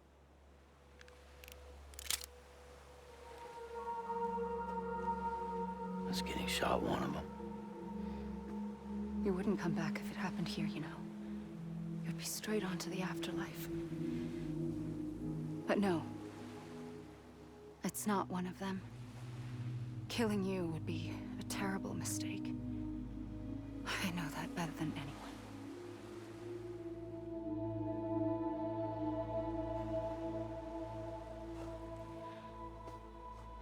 The last stranding has already begun. A seam has formed from my beach and the beaches of every soul in America. And soon it will be inundated by a vast surge of antimatter starting here. In a flash, this world will be no more. Consumed by an explosion. A big bang. So, that brings us to your first choice. Do nothing, Stay here with me and bear witness to the very end. Just watch it burn. Together. With me. Until the last flame winks out. Doesn't sound so bad, does it? It's not like the world has long left anyway.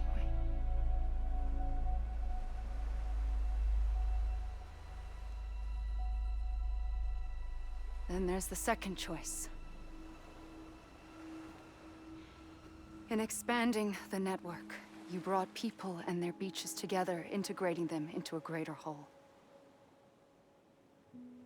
Like this Kipu. But in doing so, you also bound them to my beach. The very beach where I opened the gates to the other side. You can't stop what's coming. But if you cut me and my beach loose, perhaps you can stop it from spreading. You might just prevent the last stranding. And mankind will live to die another day. And it doesn't have to end here. But it does. The beach is doomed no matter what. One look ought to tell you that.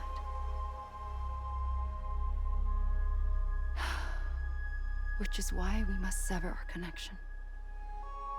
That'll be it. The end of the Death Stranding. You can't stop the inevitable. The sixth extinction will happen either today or tomorrow.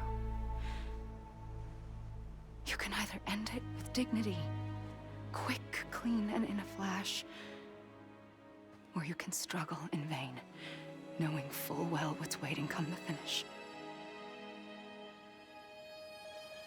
Those are your choices.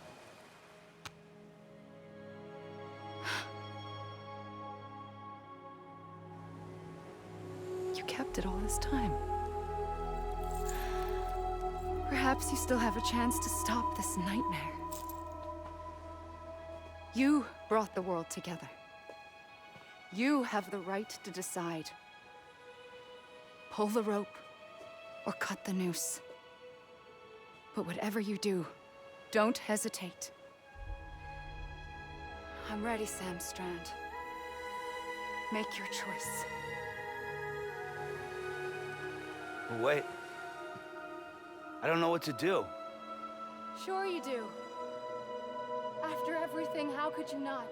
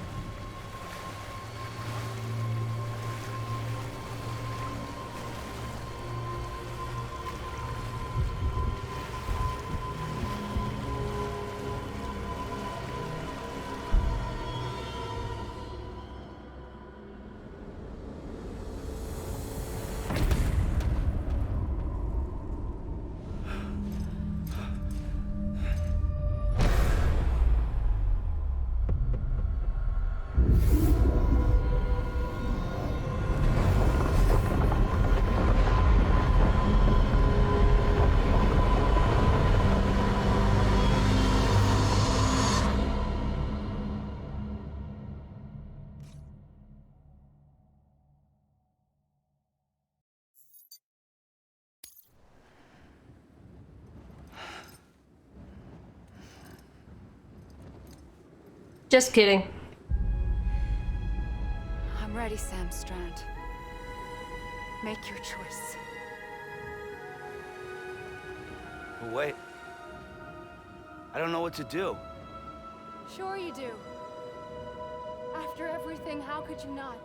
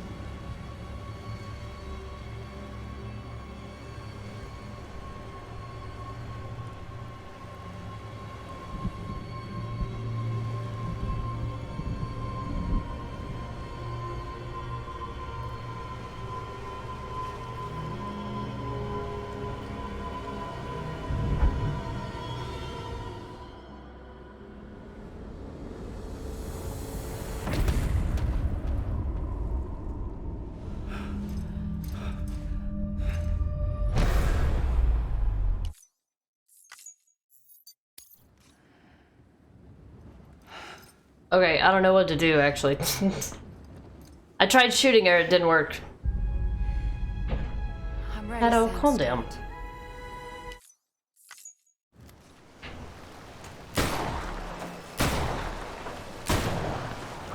I literally don't know what to do.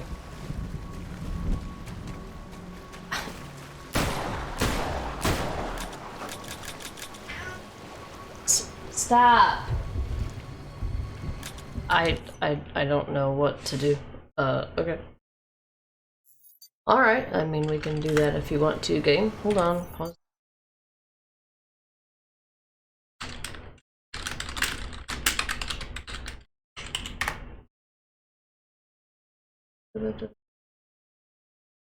Oh.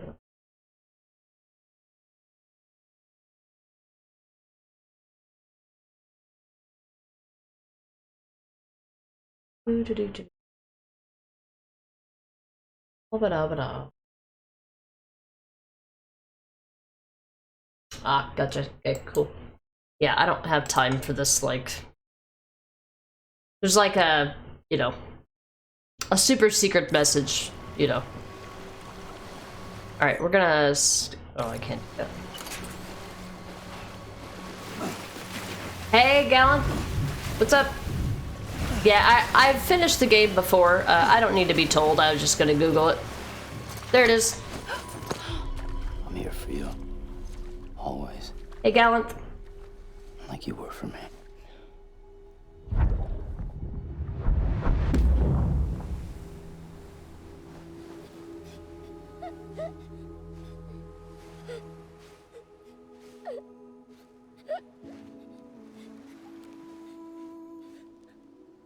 Here. It's a dream catcher. Wear it when you sleep, and I'll keep the nightmares away. I'll always be with you. When you're all grown up, you'll need it to make us whole again. And when the time comes, you'll have to stop me. You are the only one who can. Promise you'll remember. Sam, I'll be waiting for you on the beach. I remember. You knew. You always knew. I did and I didn't. I had so many dreams of the future. I didn't know which ones to trust. Which is why I decided to share them with you and the others. But to connect the dots, to make sense of everything, you need perspective. You need time.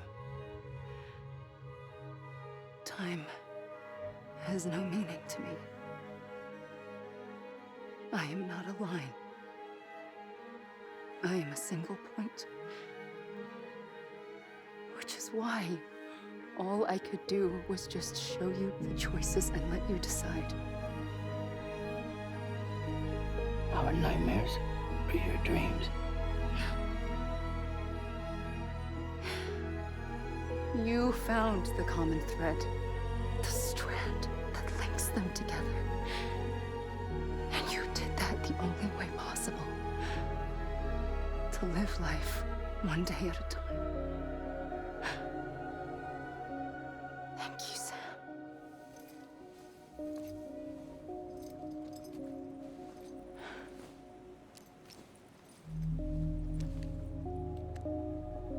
A gun won't help you here. But it still has a role to play.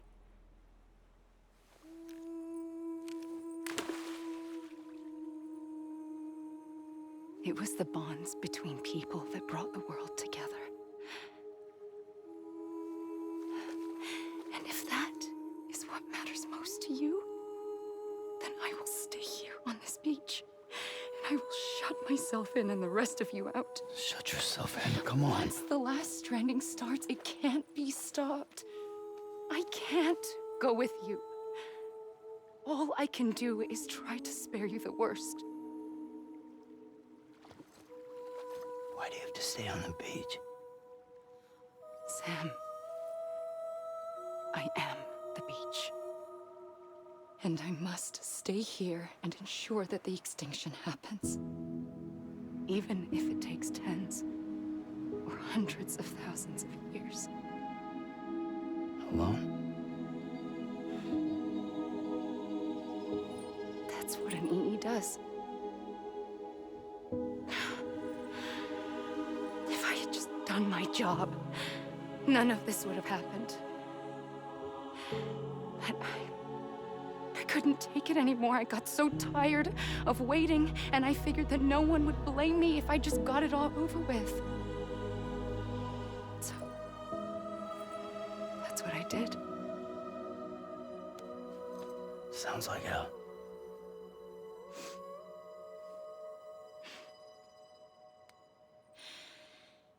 But you and the others came together, connected. And you may be living on borrowed time, but you still have hope. Before each of the Big Five, life rebelled.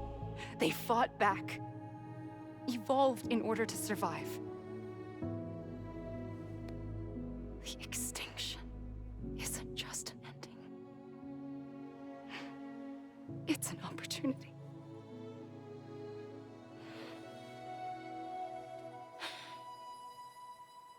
And if I have to pay the price for that, to be the sacrifice, then so be it.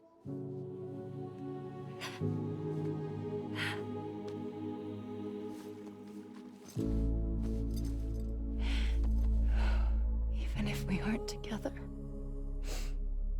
we will always be connected. Goodbye, Sam.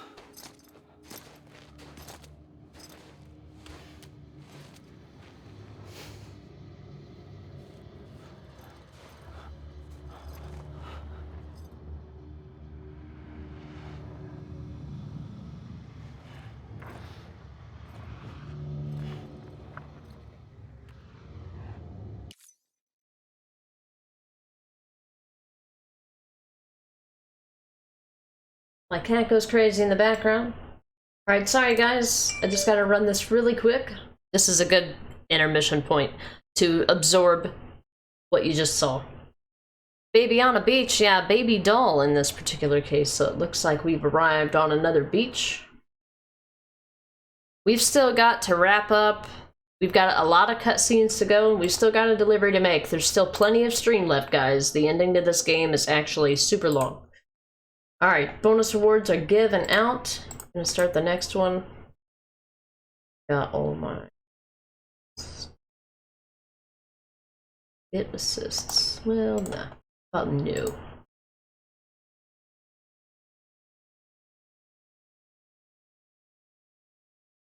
Yeah, it's going crazy. Go up here. This is where most of the enemies are.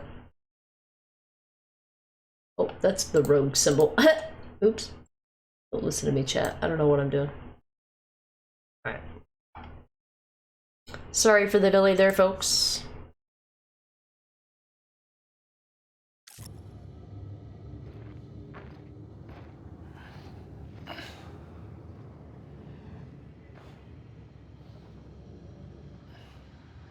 A gun won't help you here. But it still has a role to play.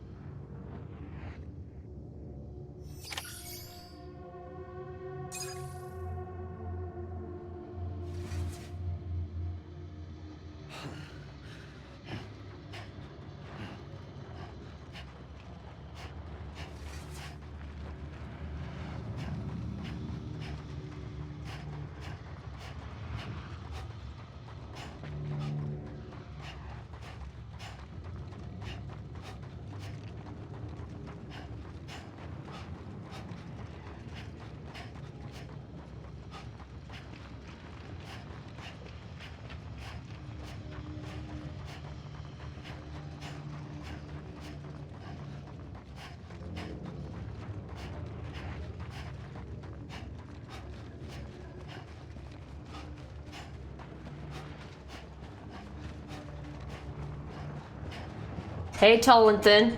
I actually love this game. This is my second playthrough with over 100, we're probably reaching the 80 to 90 hour mark. I love it. Don't believe everything that you read. People say it's a walking sim. And it kind of is. The gameplay aspect is fairly simple. I'm not on cam right now because I'm waiting on a cutscene. This is not the end credits. This is the beginning of the main credits of everybody that they wanted to get the most attention. We haven't actually been to the credits yet.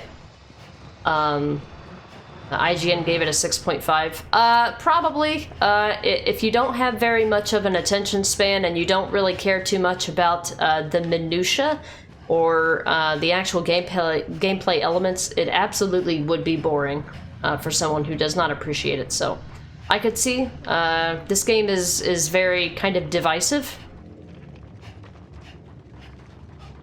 It's kind of divisive in that fact, but I love it to death. And yeah. It's actually very rich.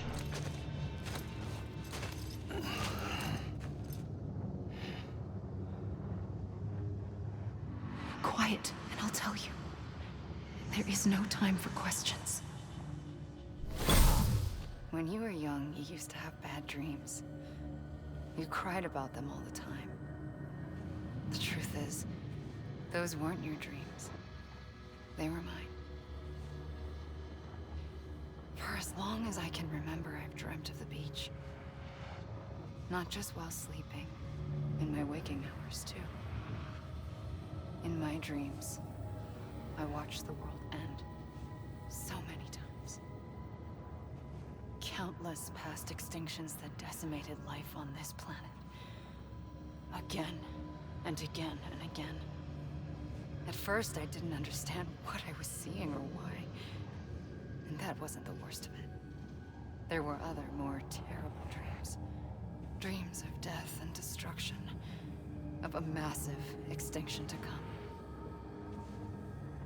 Like this one. And I would always be the one to end it all.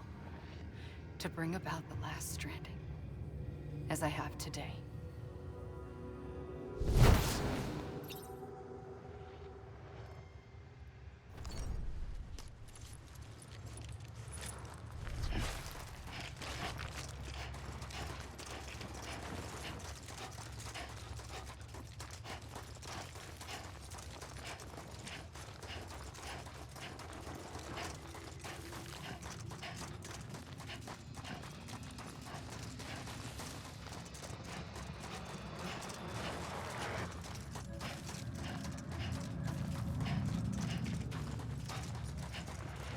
This is the interactive cutscene part of the game. It's simply delivering you different parts of the story. It kind of forces you to slow down and stop thinking about the world, stop thinking about everything. It disconnects you from everything so that you can actually process what you're listening to and what you're seeing. Very creatively done. You have a short attention span anyway. Graphics are awesome. Yeah, we're playing this on PC, so we're definitely seeing it a lot better than we did the first time.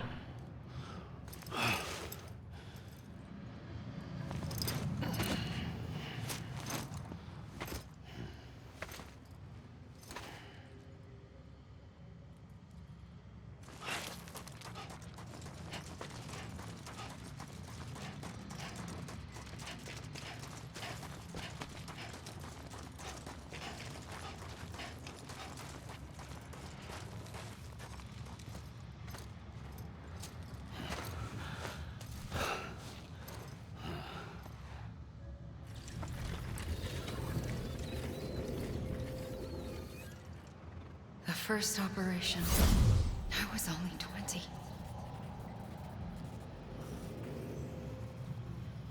I opened my eyes and found myself on the beach. But the moment I came round, I was back in the hospital bed. I was split across two worlds. Bridget, my Ha in that one. Amelie, my Ka in this. Somehow, the two of us managed to coexist. Soon, our ages began to diverge. Bridget's body got older, while the beach kept Amelie's the same. So I came up with a story. I told people that Amelie was my daughter. A daughter with a debilitating condition and an absent father. Look. Amelie.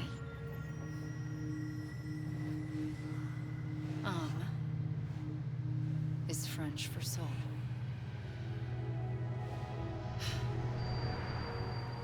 A soul that's a lie. There was no Amelie.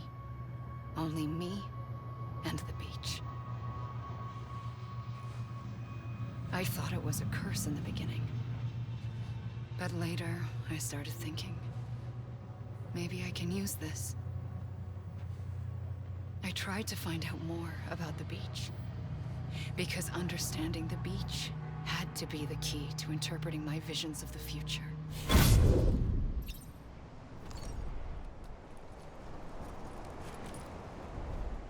The challenge is getting past the trudge of the opening section. Yeah, kind of like how the beginning of this game is a lot of cutscenes, a lot of information. By the time you get to the gameplay aspect of it, it kind of holds your hand a little bit. And then eventually it gives you free reign. And you can continue the story at your own pace. However, it would behoove you to get through the story, because getting through the story gives you gives you access to some really cool upgrades and stuff. So, it's really worth it. Last one you got was the 3060, still waiting for prices to come down. My gaming PC pretty much meets all of my needs, so until I need something new, I'm not gonna buy anything new. I don't even keep track of prices or anything like that. I got this PC in 2020, so I've had this for about 2 years. Can't believe she's in this game. She was like a sex symbol in the 70s, really? I didn't know that.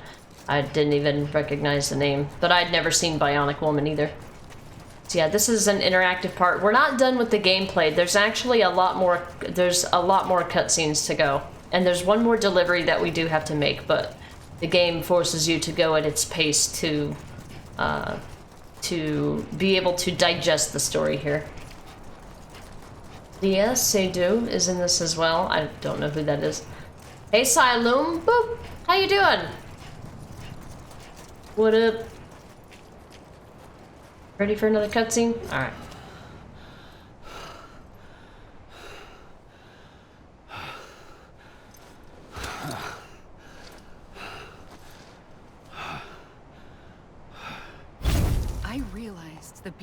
connected to the world of the dead, which meant that somewhere out beyond it were the memories of time itself, including those of every organism that had ever lived. 4.6 billion years of biological history, a history that might even stretch back to the creation of the universe. The chiral network and everything that followed was born from my pursuit of that knowledge. By passing data through the beach, we were unbound by the restrictions of time. Simulations that would have taken years or more were simple and effortless. Everything that the Earth had lost and forgotten could be reconstructed and reclaimed. But shortly after we began our research, America saw its first void out. I thought I was running out of time, that my nightmares were becoming a reality. So I raced to complete the chiral network as quickly as possible. The past held all the answers. If only I could find a way to piece them together. A network that bridged our world and the beach. That might do it, I believed. So I started researching bridge babies, children bound to the world of the dead. What causes an extinction entity to come into being? What was the reason for the previous 5 mass extinctions? The answers to those questions would tell me how to stop the 6th. I founded bridges, more determined than ever to build a chiral network that would cover all of America. But the longer I fought my war against the inevitable, the weaker I became. My Ha had cancer. The beach's punishment, maybe, for not playing along like a good little EE. And then, just like that, my Ha was gone. I couldn't finish what I'd started. So, I asked you to do it for me. And you did. You helped us complete the network. Helped us to reclaim everything the universe experienced from its inception to this moment. Every mystery was ours to solve. Like this one. Once, there was an explosion. A big bang that gave birth to time and space. Thing is, it was more like a big fluke. All that matter and antimatter should have canceled itself out, leaving nothing. But somehow a tiny speck of matter survived. Just enough. Enough to make this world and everything in it. A world that shouldn't be, a world out of balance. Order inevitably gives way to chaos. Everything that lives must inevitably die. It's like the universe is trying to return us to the nothing we came from. Maybe the Big Five were its best attempts to finish us off.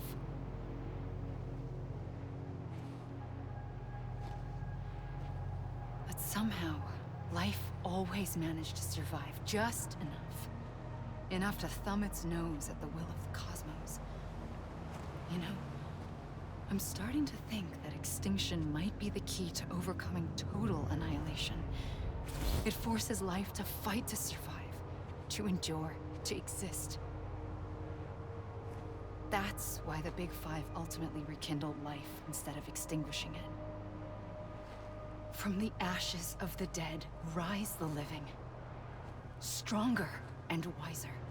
Inheritors of the legacy of existence itself. They defy the universe and refuse to surrender. They say, we're just getting started. Extinction is an opportunity.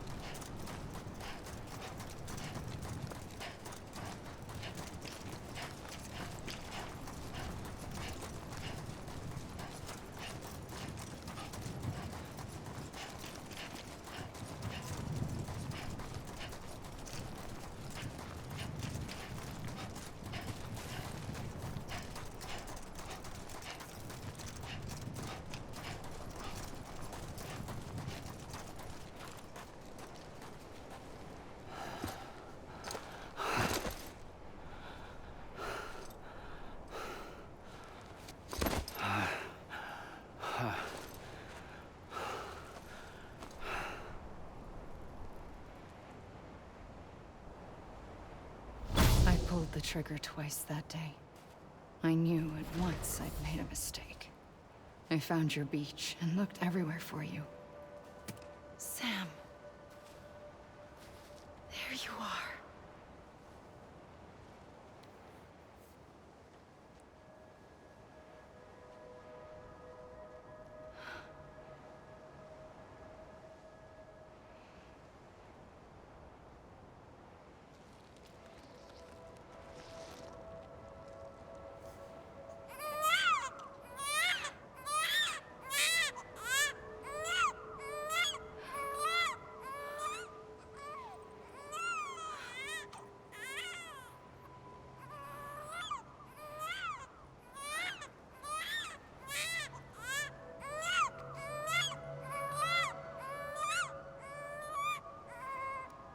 You want to go home?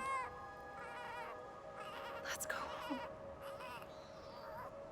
I wanted to set you free from death once and for all. It's okay.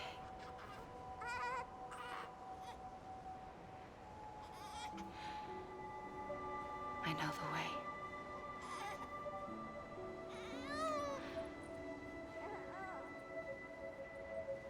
But in doing so, I upset the fundamental balance between life and death. I just wanted to save you.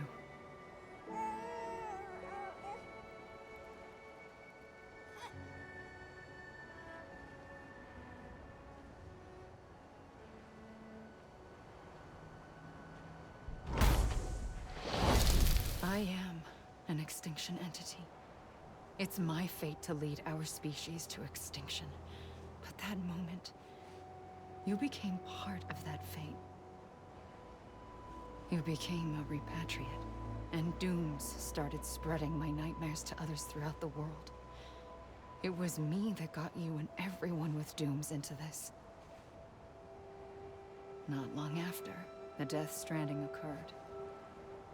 The dead clung to our world, and BTs used my beach to cross over and devour them, triggering more void outs. A catalyst that would set the world on a path to extinction. It was my duty to serve as a sacrifice, to wait and watch it unfold from this beach. That, or hasten the last stranding and end this slow death. Given these, my only options, I chose to end it quickly. But to trigger the last stranding, I needed you, a part of me. Here too. I would be able to witness extinction consummated with you by my side. But now that you're here, there's another choice. You can cut me off. An EE doesn't have that option for itself. But in my nightmares, I saw another future. One that you chose. One where extinction is hope against total annihilation.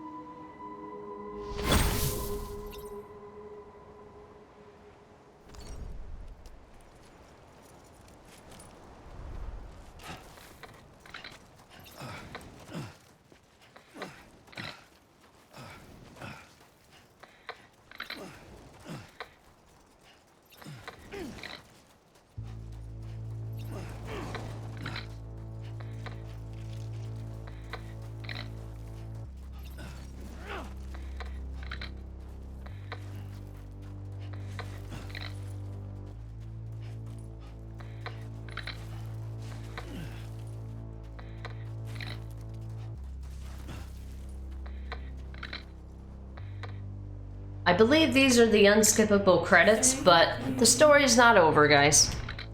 I am gonna put the cam toggle back on. Hello, I am still here.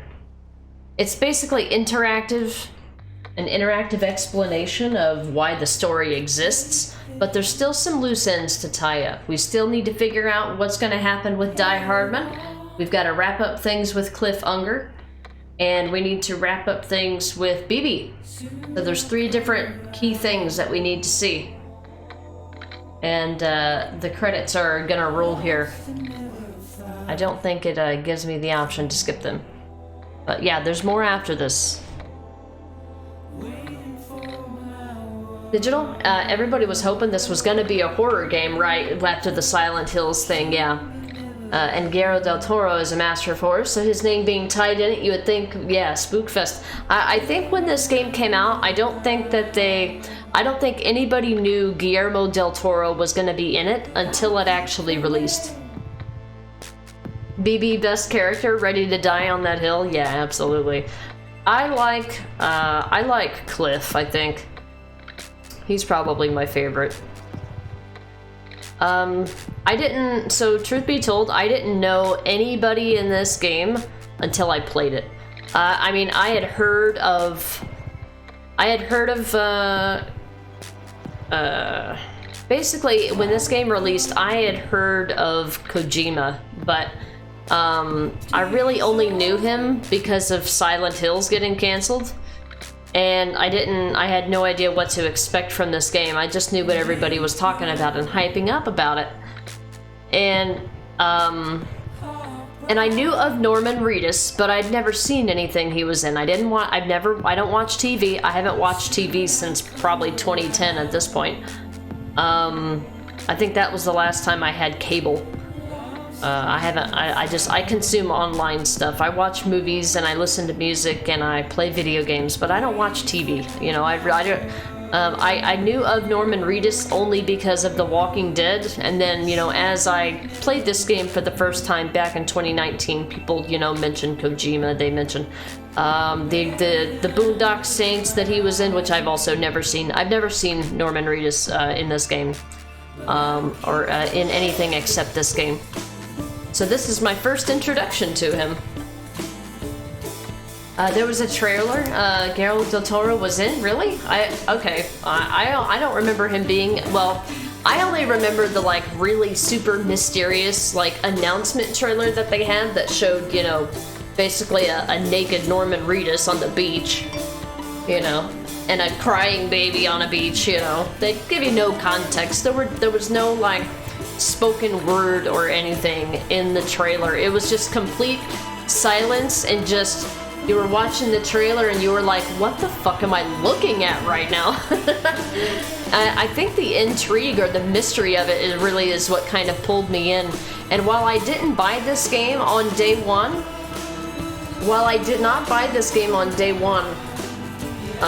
man, that song is really unnecessarily loud. Jesus fucking Christ, shut the fuck up. God, I turn it off. I hate the soundtrack to this game, I really do. I don't think there's a single song in this game that I like.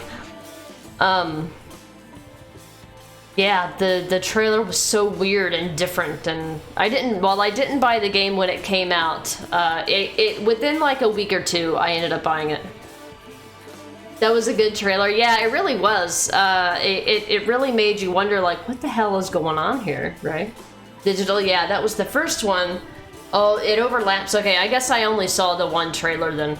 So if I think I'm like, if I know that I want to play something, I'll usually try to avoid anything about it, because, you know, let's face it, when a movie comes out and, you know, it's when they're advertising it and they're showing like clips from the movie and stuff, they're always showing you the best parts of it.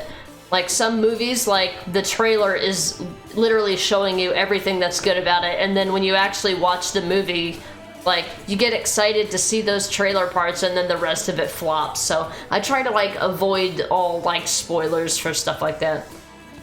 So yeah, I must have missed it. I think after I saw the first trailer when they announced it, I think probably at an E3 was my guess. I don't remember exactly what I was doing back then. I think it was E3. I'll turn it back up now. After that, I probably purposefully avoided spoilers. Alright, it looks like the credits section of this is going to be over. On to the next sensible resting spot. And we're going to stop. He's going to sit down, and that will probably bring us back into the world. Yep, we've got our gun. Alright, I'm disappearing. A gun won't help you here. But it still has a role to play.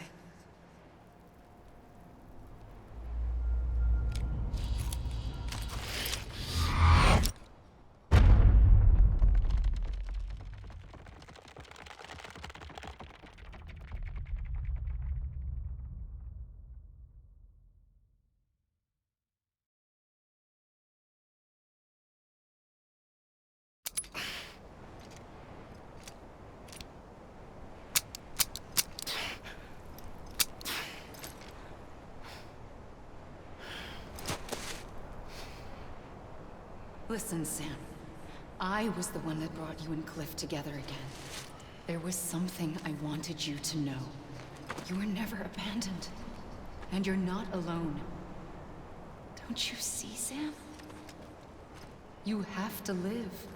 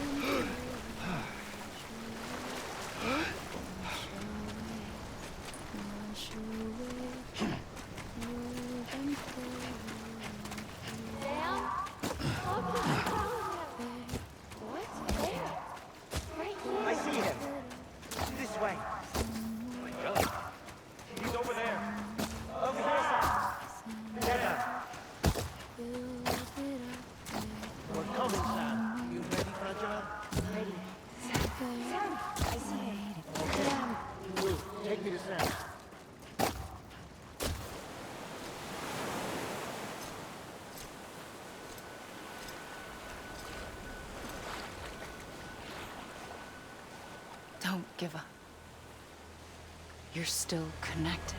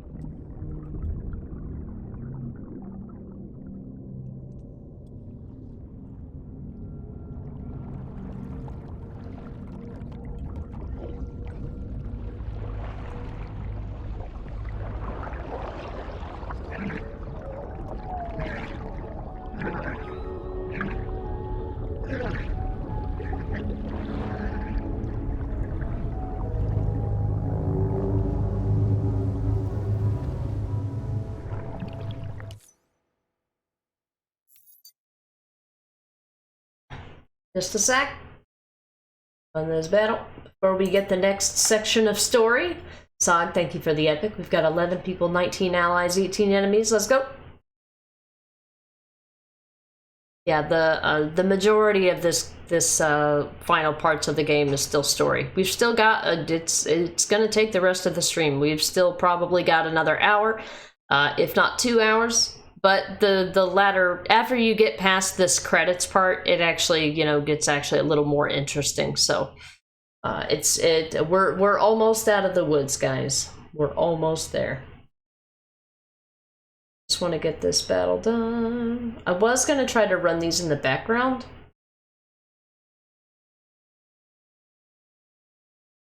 but it would mean I would have to click and stop a cutscene twice in order to finish it, start a new battle, and all that stuff.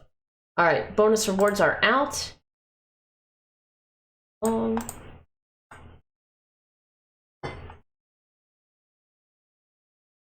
Assists. How about get scrolls, sucker? Yep.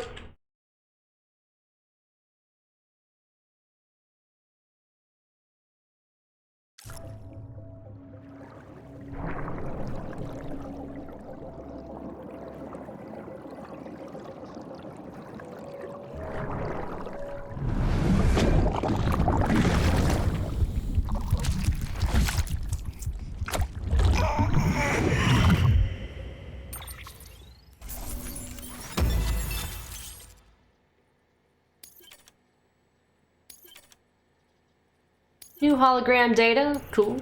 New achievement, new holograms, cool shit. For too long have we lived as strangers to one another, divided by walls built to keep us safe.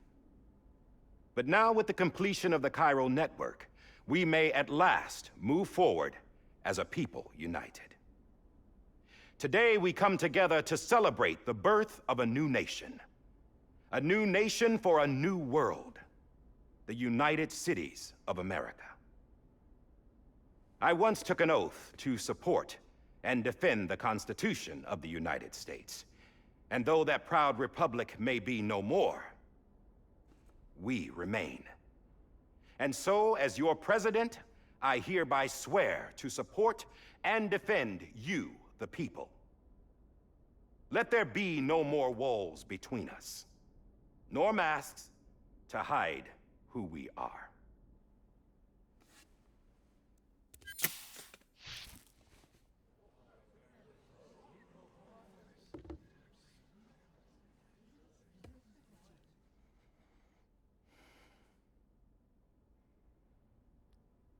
Let there be a new America. An America where we can face one another, where we can speak our minds and open our hearts.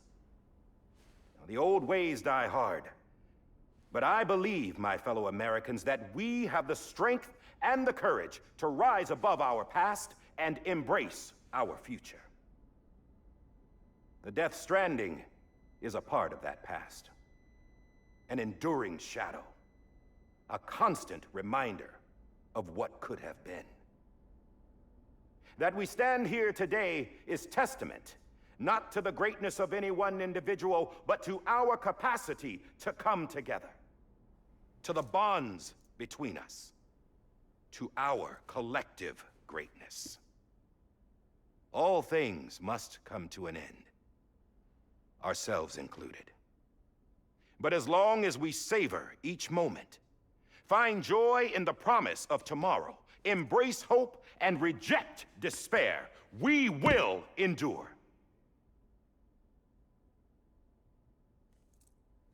President Bridget Strand and her daughter, Samantha America Strand, sacrificed everything in their pursuit of hope that we, the people, might be whole again. That they are not here today to see the fruits of their labor fills us all with a profound sadness. But we find comfort in the knowledge that their memories will live on in the Chiral network and in our hearts. We will always remain connected.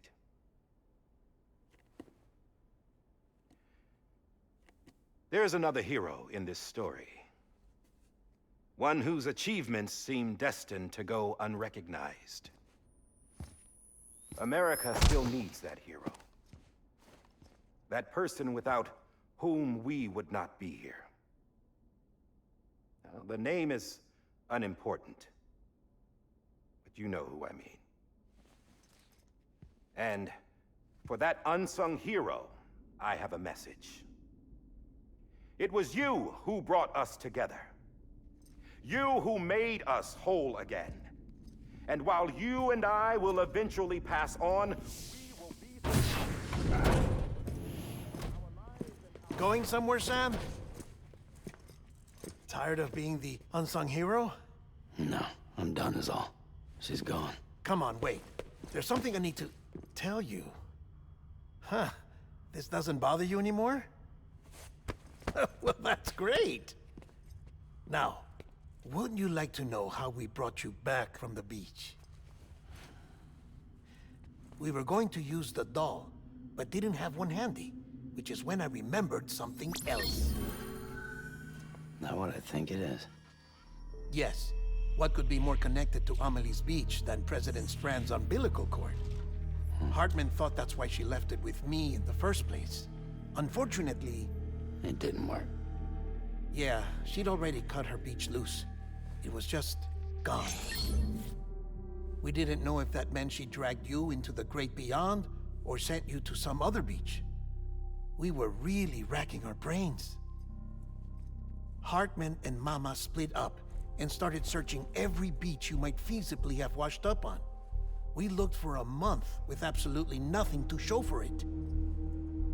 A month on the outside. How long on the inside? Trust me when I tell you, you don't want to know. But don't worry. We found no signs of accelerated aging. In the end, this is what led us to you. Just when we were about to give up, Die Hardman reminded us about the revolver. So, we tried to follow it, and it led us to a far corner of your own beach. And bingo, there you were. Mama made visual contact first. She was able to see you from her vantage point on the other side.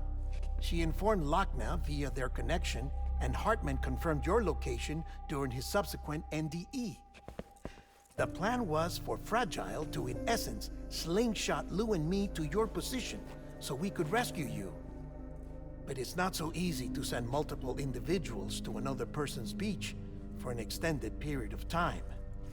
And that's where the umbilical cord came in. We wove these from President Strand's DNA. They serve as a single knot that binds us all. The President must have known all of this would happen. Ironic, isn't it? The gun that set this whole mess in motion ends up being the key to saving you. Amelie, she said it had another purpose.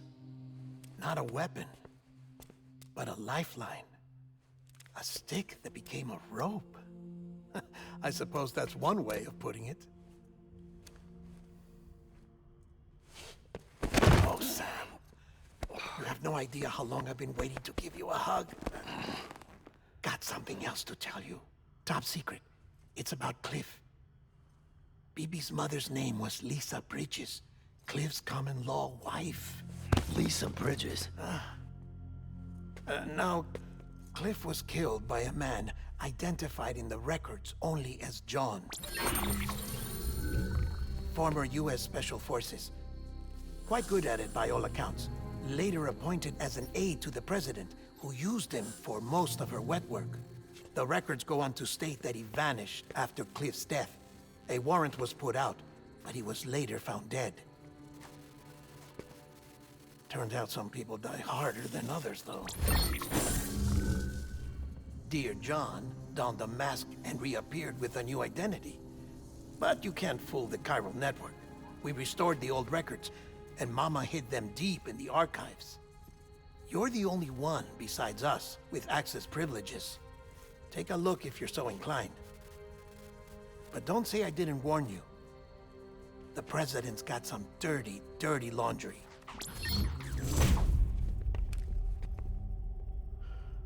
I don't trust him, but I'll work with him if that's what it takes. We'll talk later.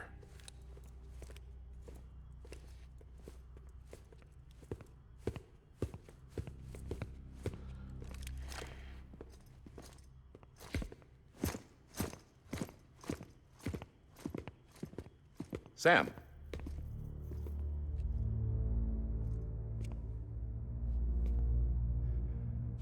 I don't expect you to forgive me.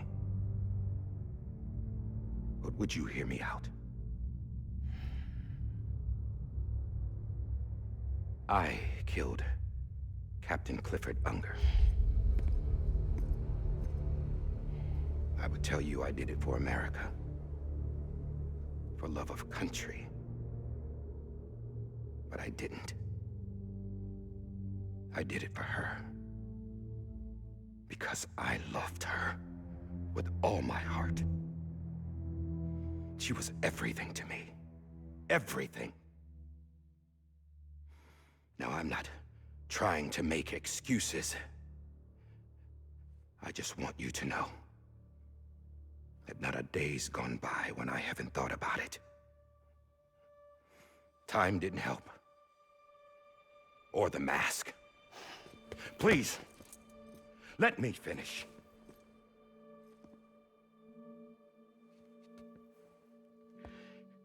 The captain saved my life. You know why they call me Die Hardman? Because he wouldn't let me die. He brought my sorry ass back home every time. And I loved him as much as I loved her.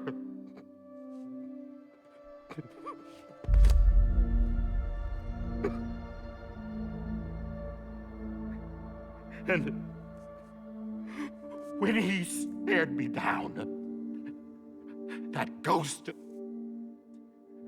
I knew he was here to kill me, to make it right. And why shouldn't he?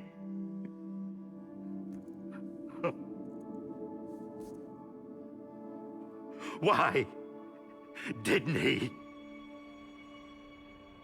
He couldn't save his kid, his baby. And that's what brought him back. I guess when he saw I was trying to do my part for America, he remembered who he was. And he forgave me. God! But I don't deserve it, God damn it! There is no atoning for what I've done. God!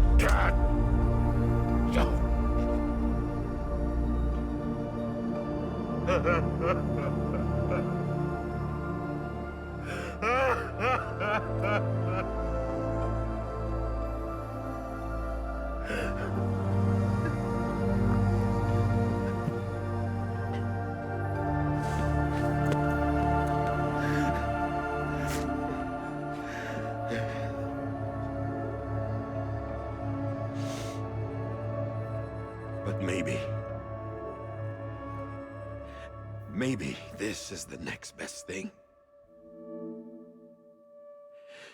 Maybe he brought me back from the beach for a reason. One last time.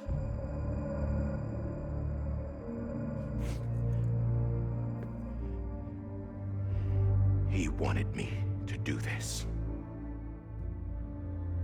To keep on being Die Hardman. No.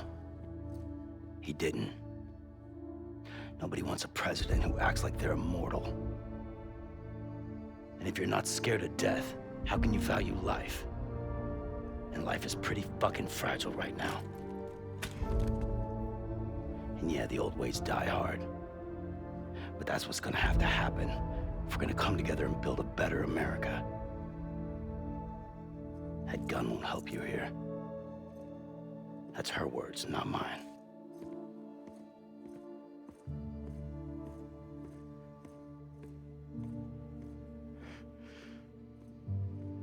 Thank you, Sam.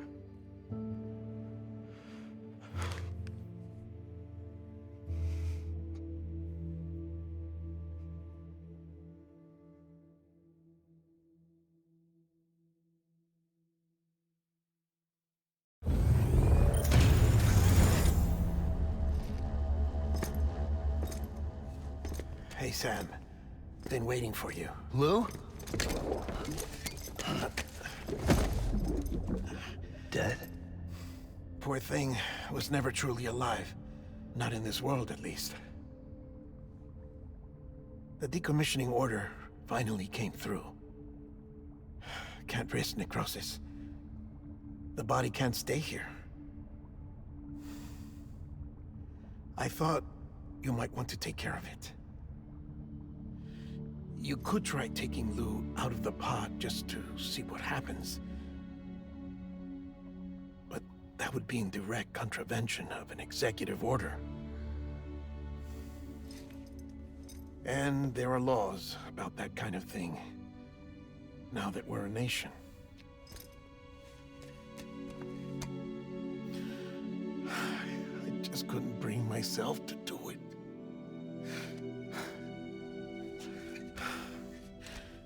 But if the alternative is defying the president, I can't do that either. Not me. All right. I'll go to the incinerator.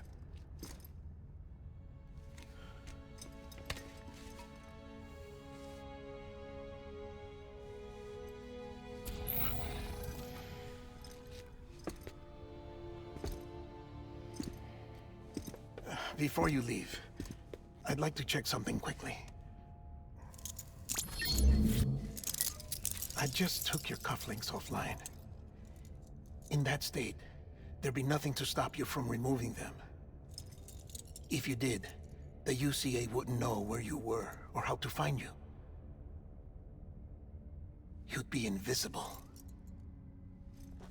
When you use the incinerator, you'll be reconnected to the network automatically. I trust you'll remember what I said. Right. Absolutely.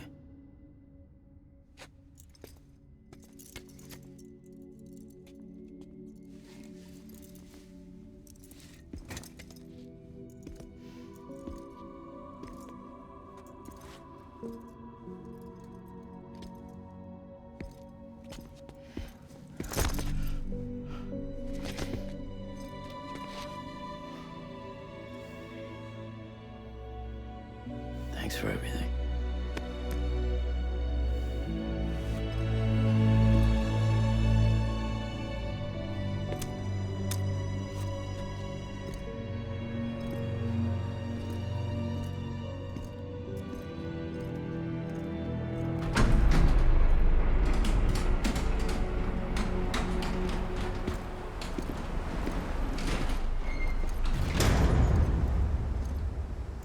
How's the weather? Don't think you'll be needing an umbrella.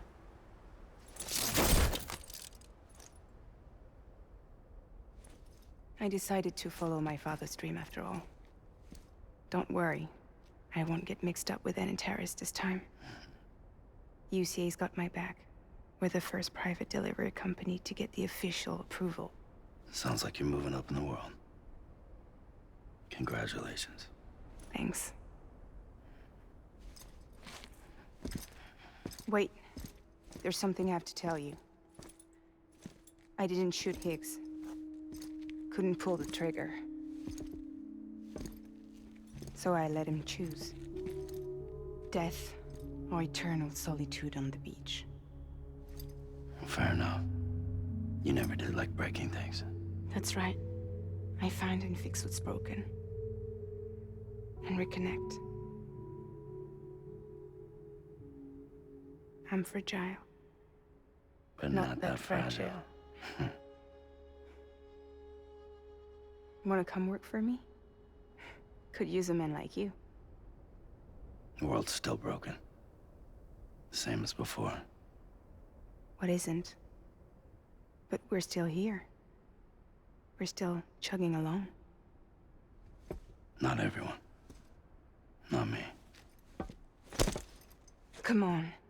You put America back together, didn't you? Doesn't mean there's a place for me.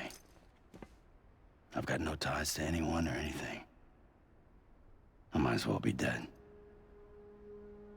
I felt like that when we first met in the cave. I still do. Don't act like you're the same person. You've learned how to touch, to feel.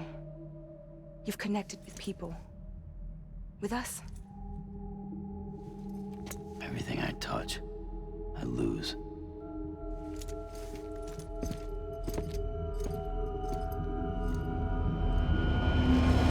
Sam!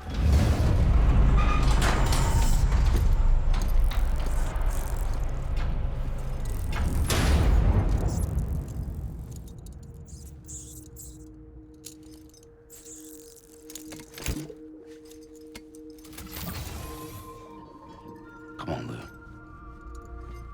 last delivery.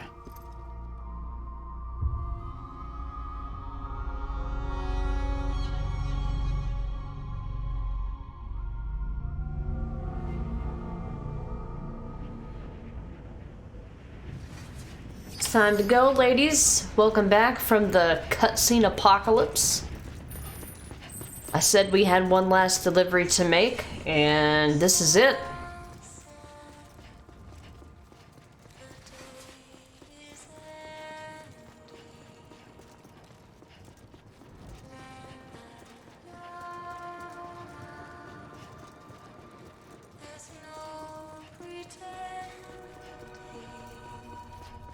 Alright, this song's pretty good.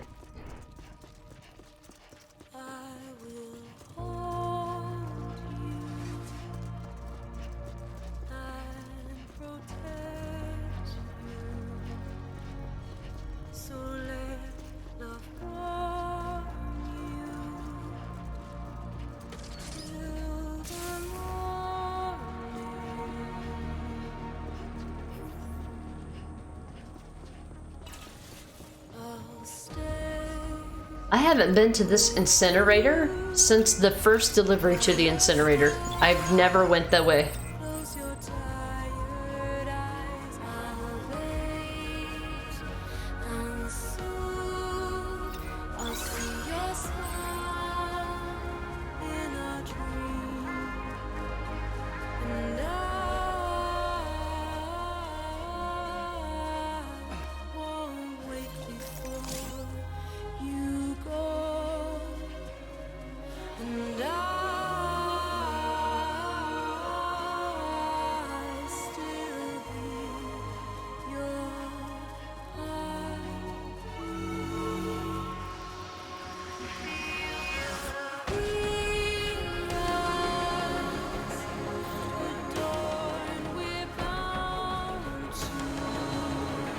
Exactly, digital.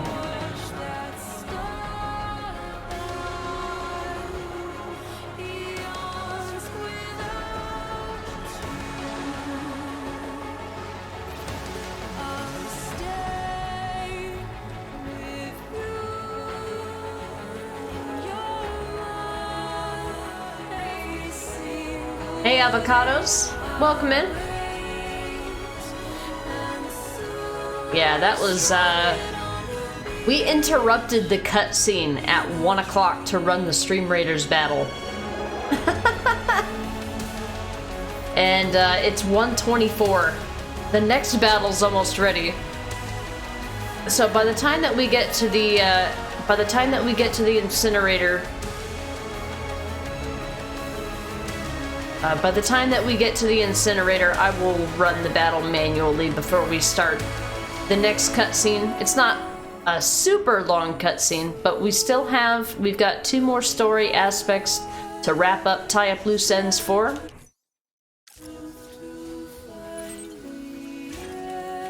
I don't... This was the way or not, I actually don't remember. It's not letting me... I don't have my cufflinks, so I can't look at the map.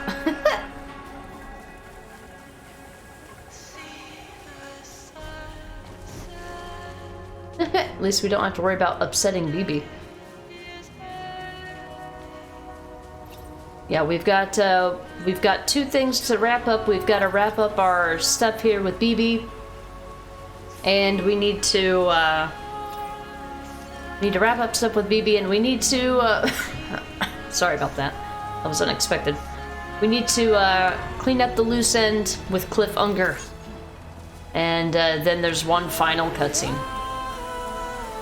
But episode 14 is technically the last story-based cutscene.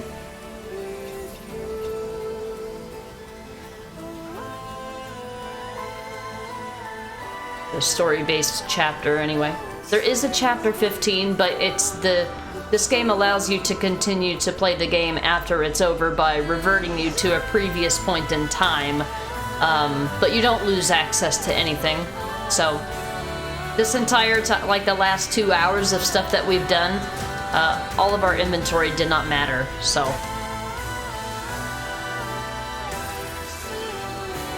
Alright, so before I do this, guys,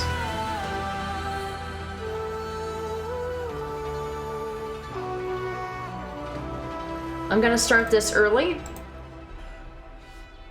I think we've got this anyway. I don't know. It looks a little dicey. We're gonna get this started so that it doesn't interrupt the cutscene. This next cutscene is very emotional, so I definitely don't want to interrupt it with Stream Raider stuff. Chapter 15 is a nice way to go about building stuff to make content easier on new players. Yeah, song is over. I'm just making sure it's not trying to automatically progress something. It's not. It's good.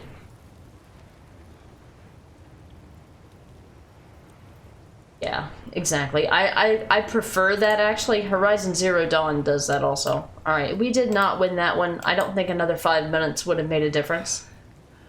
But this should downscale the battle for us. We're gonna place a monk, which gives us some healing. I need to pick which unit I want to level up next. Alright. That'll get Stream Raiders started. Let's go ahead and jump back into the game. I want to make sure that we don't interrupt this cutscene because it's very immersive and very emotional, and it's very important. So, let's go find out what we're gonna do with Lou. Oh, crap! There's no entrance that way. All right.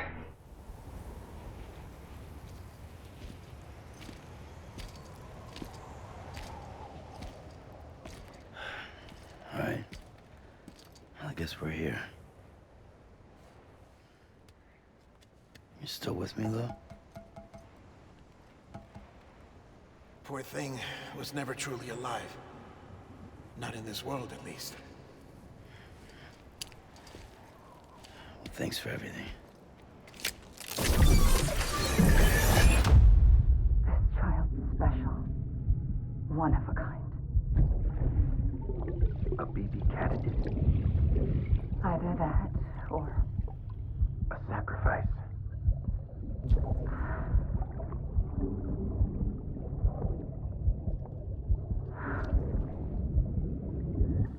A foundation. A bridge.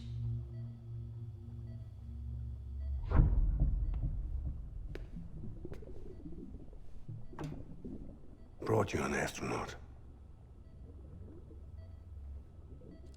Mankind can go anywhere, even outer space. You'll be out of there in no time. And the second all this is over, I'm gonna take you wherever you want to go.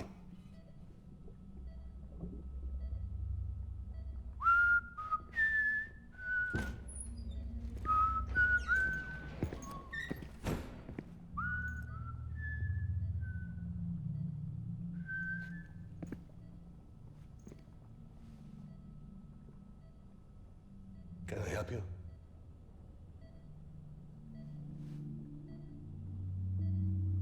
Holy shit.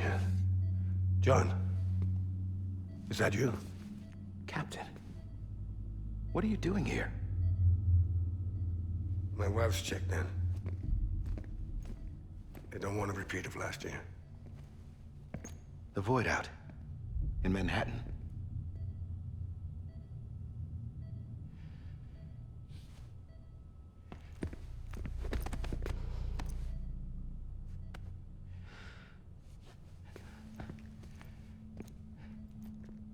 I'm so sorry. I didn't know you were the husband.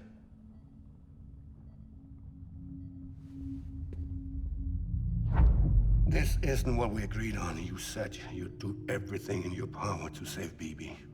We are. But we cannot release your son just yet. Believe me when I tell you it's for the best. This is a woman in a mask who's done nothing but lie to me. I have a duty to protect our country. Lies are an unfortunate necessity.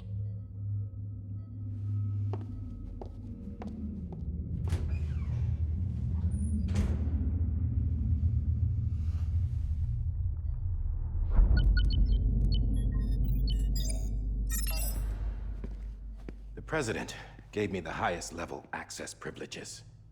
I've used them to manipulate the security system. We have 5 minutes before it resets, sir. 5 minutes to talk. Off the record.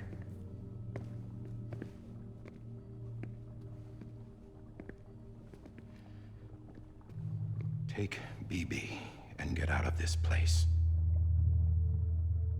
There's nothing I can do for your wife. I'm sorry.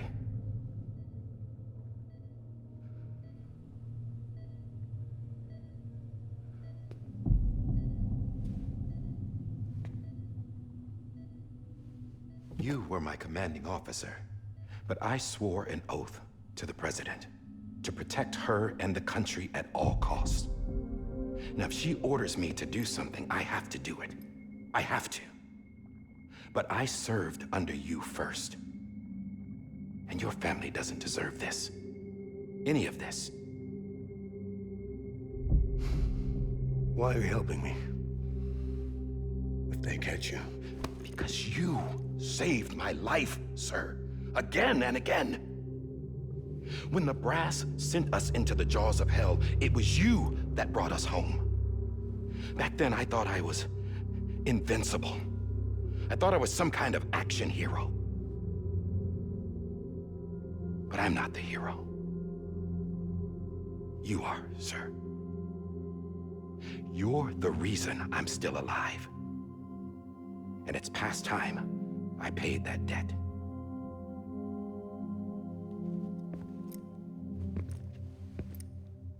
They're moving your son to a new facility tomorrow. You'll never see him again. He'll serve as the foundation of a new communications network. A sacrifice for a nation that no longer exists.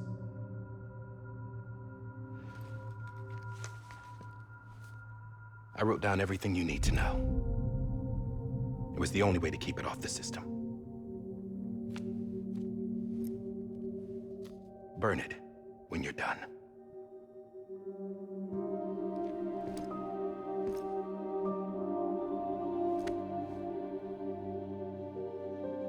The rest is up to you, sir.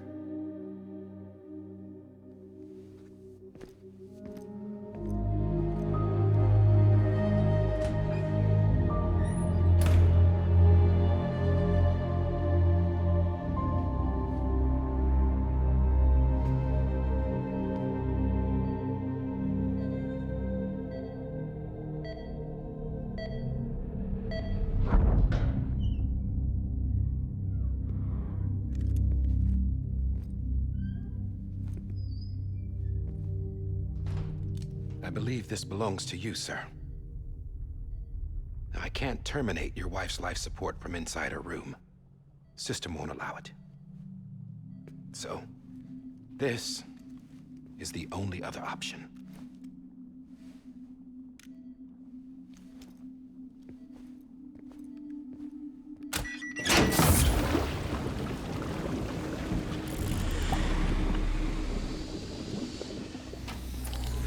An alarm is set to go off if she flatlines. I've rigged the system to spoof her vitals. But you won't have long. 5 minutes, tops.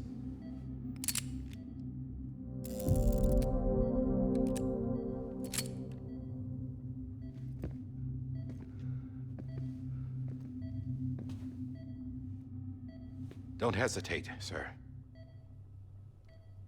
This is the only chance you'll get.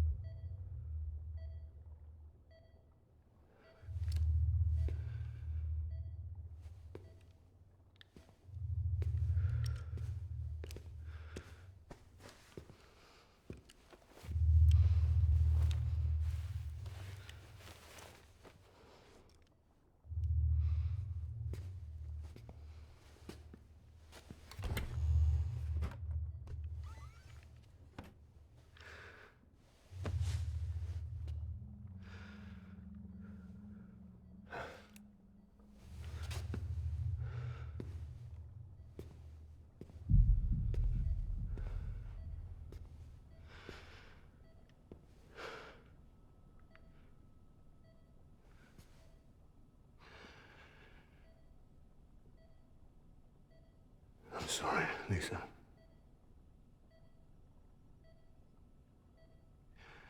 Don't worry. I'll take care of him. I promise you. I promise you.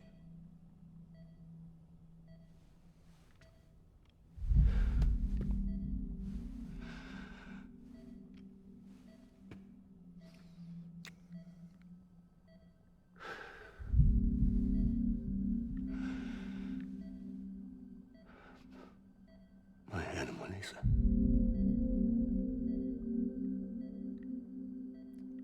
sorry.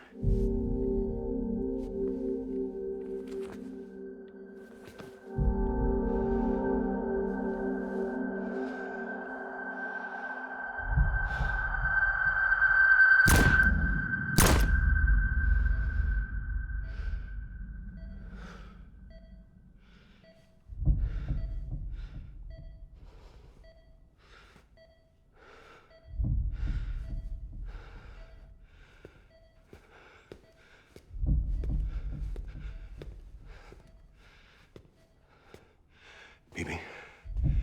Bibi? Bibi, can you hear me? Can you hear me? Daddy.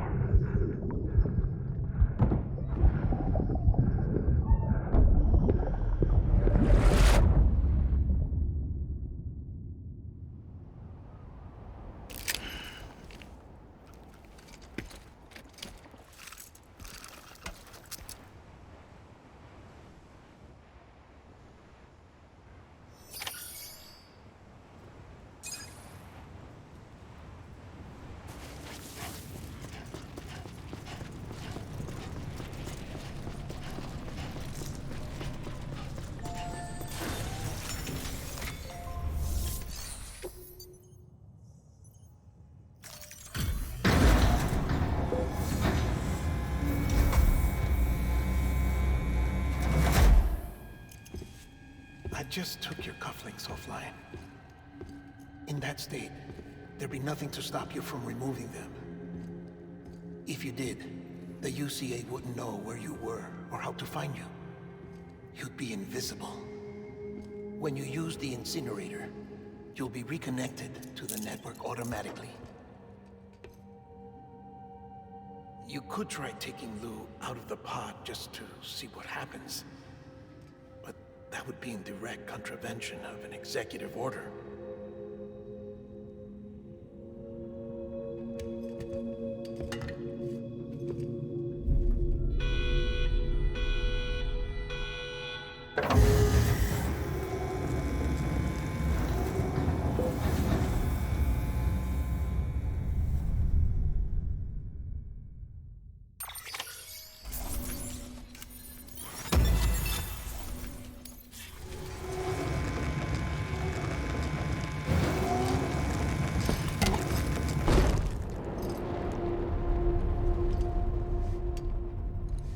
A purpose that cannot fulfill outside the pod. There is a 70% risk of catastrophic failure simply in removing it.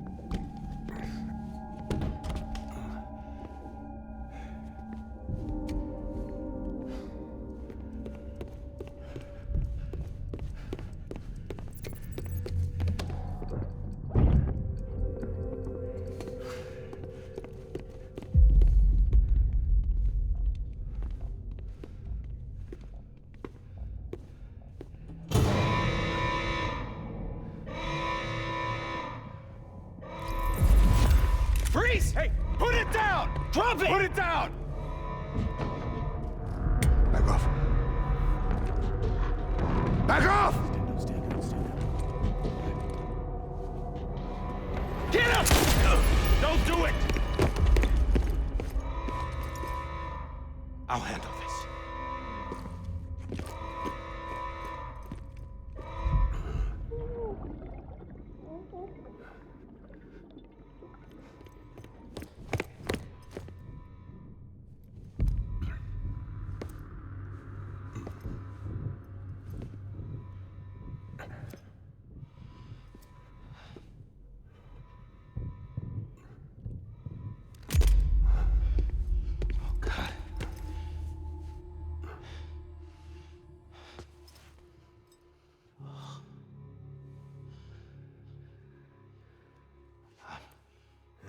I'm sorry, Captain.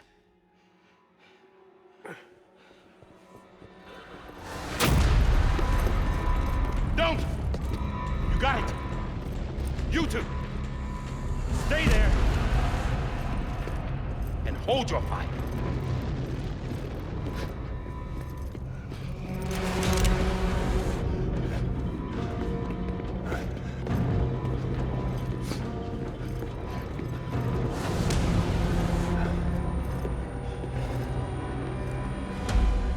Thanks for trying, John. Stop! Step aside, sir, or we'll be forced to open fire. It's a dead end. He's trapped.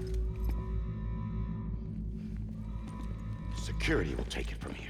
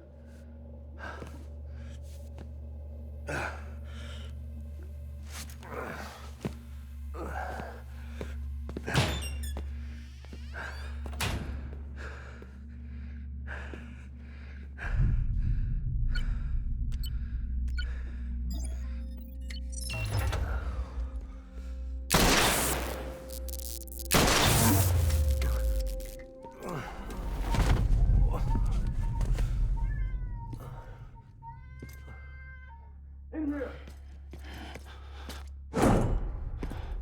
Safe panel's unstable. Must be. Get to it!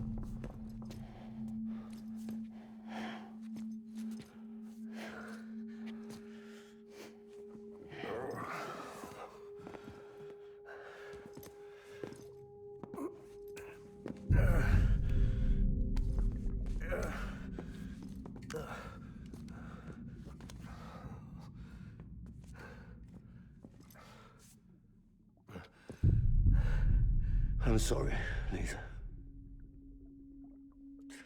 I screwed it up. I've ruined everything.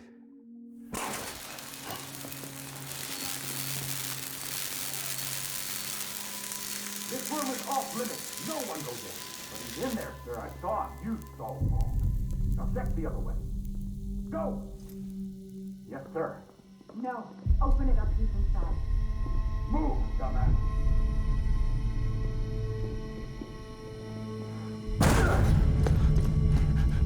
BB. Don't worry. It's okay. I'll always be with you.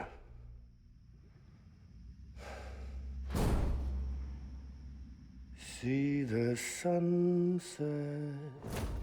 The day is ending. Let that yawn out. There's no pretending. I will hold you and protect you. So let love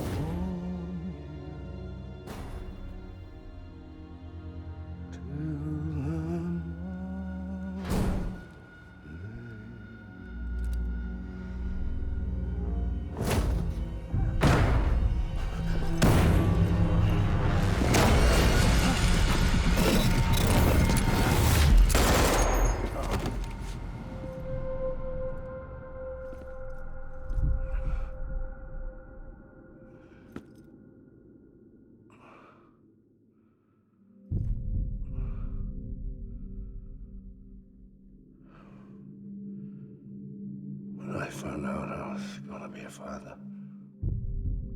I was so scared. Scared of what it would mean. I had to be there for you and your mom. No matter what.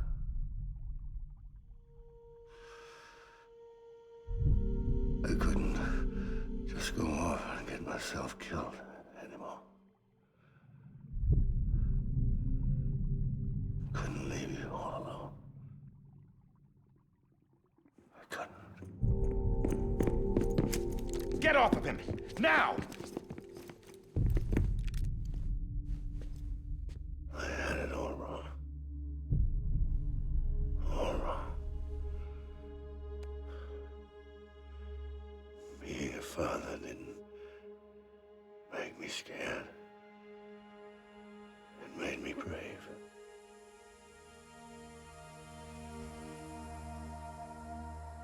I'm sorry. Sorry it took me so long. Captain, look at you.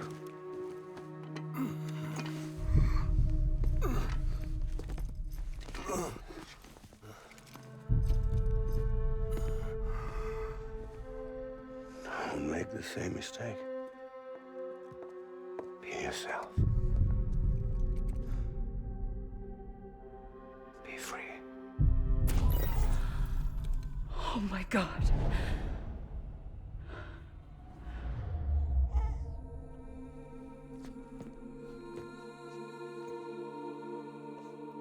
Captain,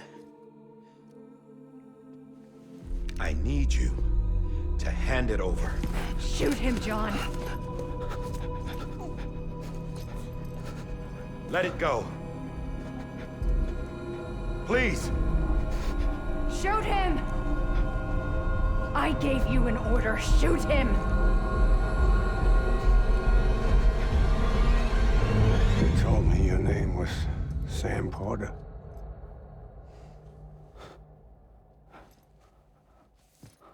But you're Sam Bridges. My son. My bridge to the future. Without you, I was just like any other Cliff. A dead end. No way forward. Nothing but an obstacle. Looking on at the world people like you were trying to build.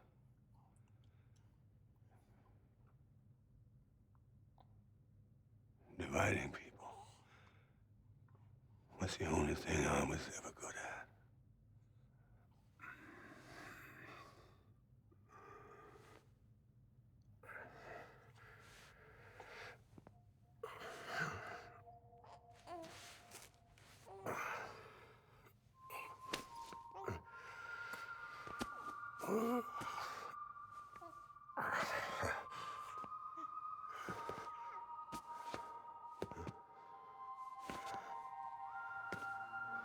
But not you, Sam.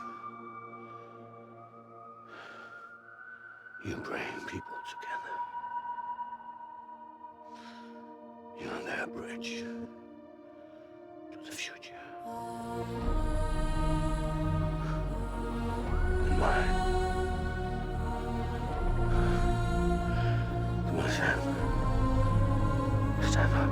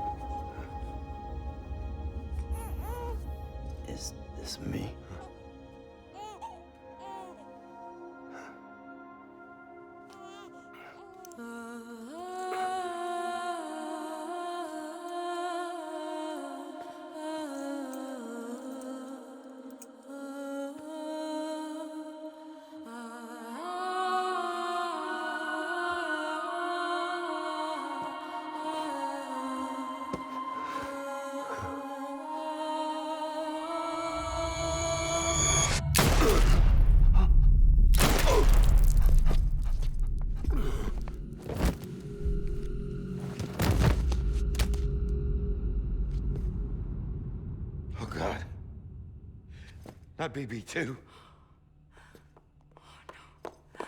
No, no, no, no!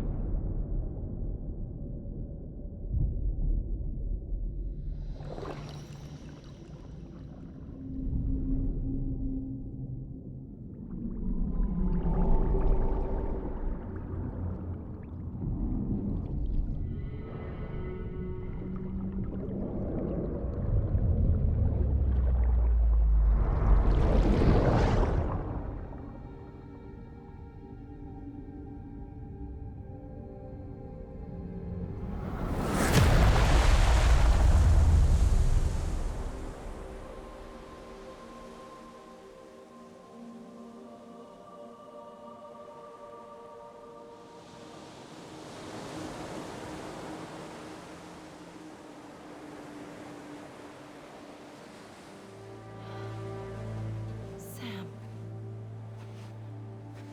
There you are.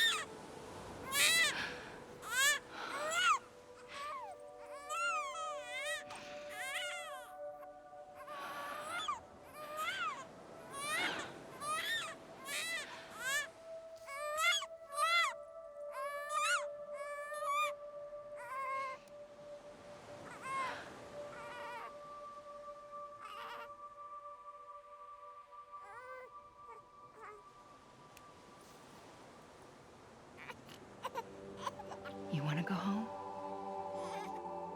Let's go home. It's okay.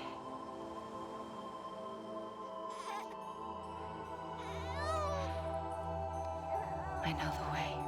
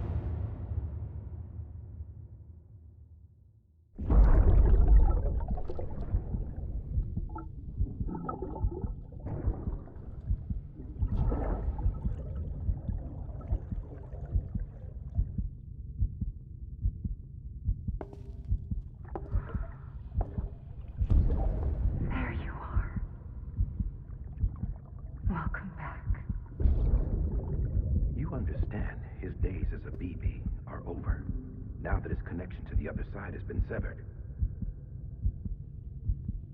It was me who cut the cord. So yes. A deathless repatriate in the world of the living. Should we decommission?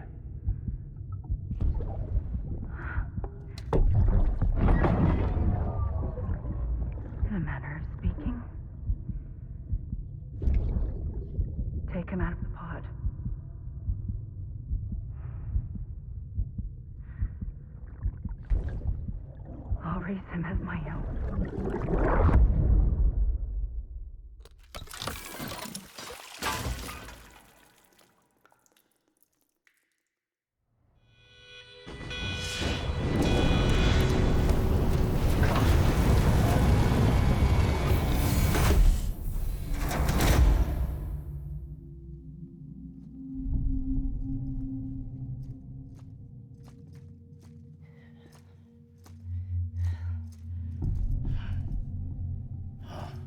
Come on, Lou.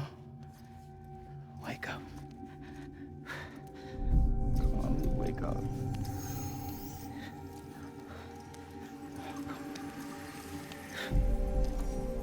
Come on, Lou.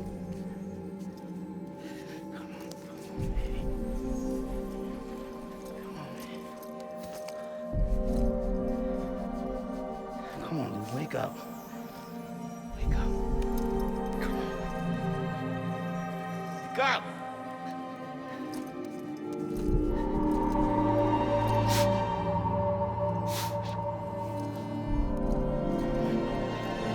Come on, Lou, wake up.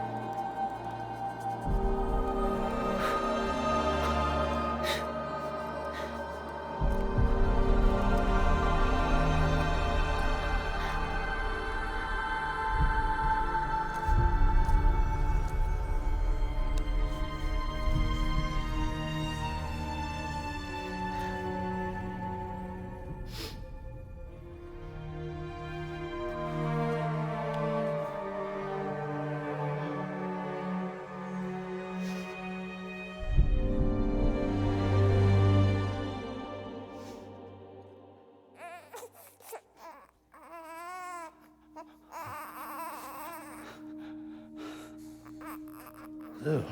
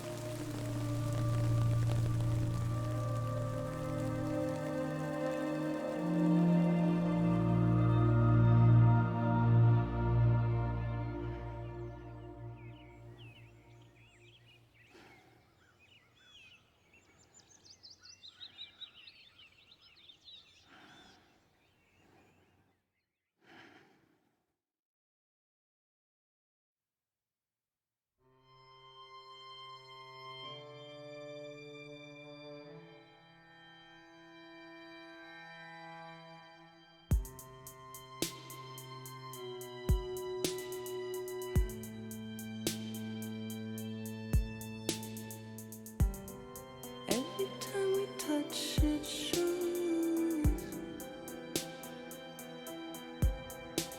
worn out, worn out. I sense you like a broken window. The lack of something makes a sound. Next level trust is you.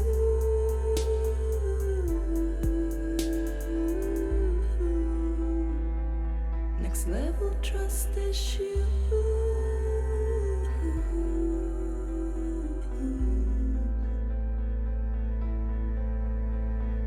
True love is in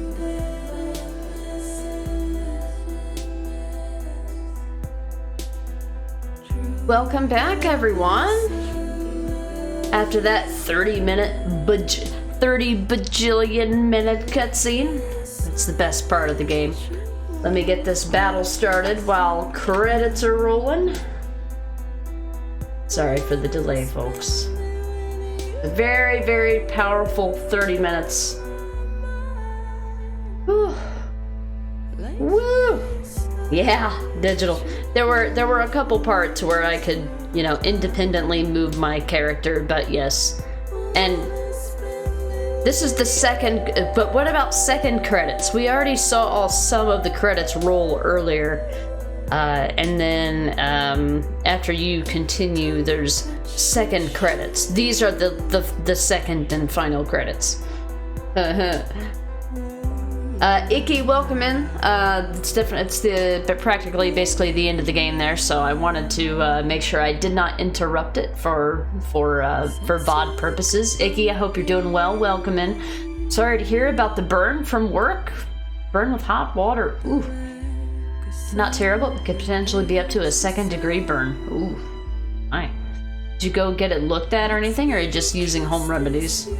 Yeah, welcome back. It's like second breakfast, but with credits, precisely. That's exactly what I was going for. Alright, bonus rewards go to Gabe and Worm. Thank you very much.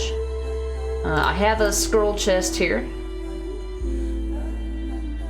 So if anyone wants to claim the 200 gold ahead of time, you're more than welcome to do so with your channel points while I'm still live. Alright. Indicate that this is a scroll chest.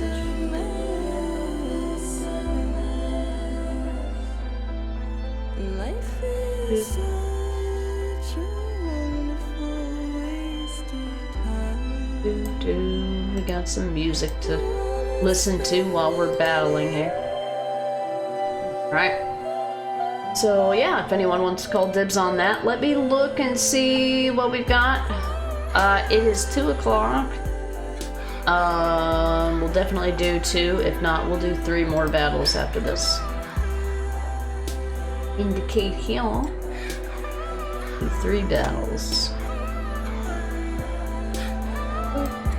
Not ideal, but okay. 3 battles to go. Alright, let me catch up here.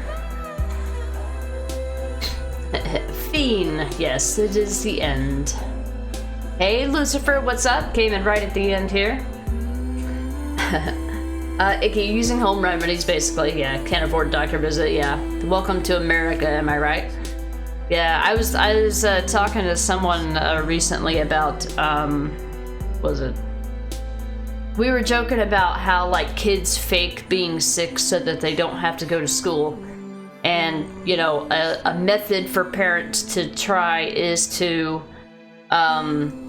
basically say they're gonna take you to the doctor or something like that. And that's supposedly supposed to scare kids into, like, not faking and, you know, because, you know, there's nothing worse than going to a doctor as opposed to school, right? But then I was like, you know what? I never had to worry about that as a kid because I didn't get insurance until I was a teenager. So I never went to the doctor for my entire childhood.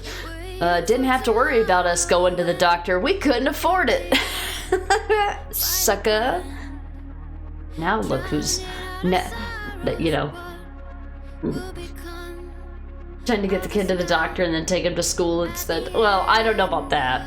I guess, yeah, it had never occurred to me that risking them going to the doctor was, you know, something that a kid wouldn't want to do. I don't care. It's still a day off. Still a day off from school. Like, oh, nope, he's fine. Well, I guess it all worked out, right? Like, joke's on you. You can't afford to go to the doctor, suckers. Make them pay for the day off. Yeah, good luck getting a doctor's note for something that didn't involve a doctor.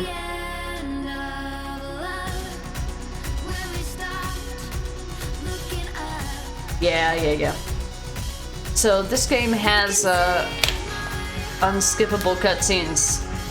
Unskippable credits. Unskippable credits. Enter, escape, space. What do I do? We have to listen to this terrible music that you would hear at your local Applebee's. I do not like the cut. People have said, oh, I love the soundtrack for this game. It's so It's just so. It's like, I don't know, 90s pop or something. So we get to just kind of wait on it.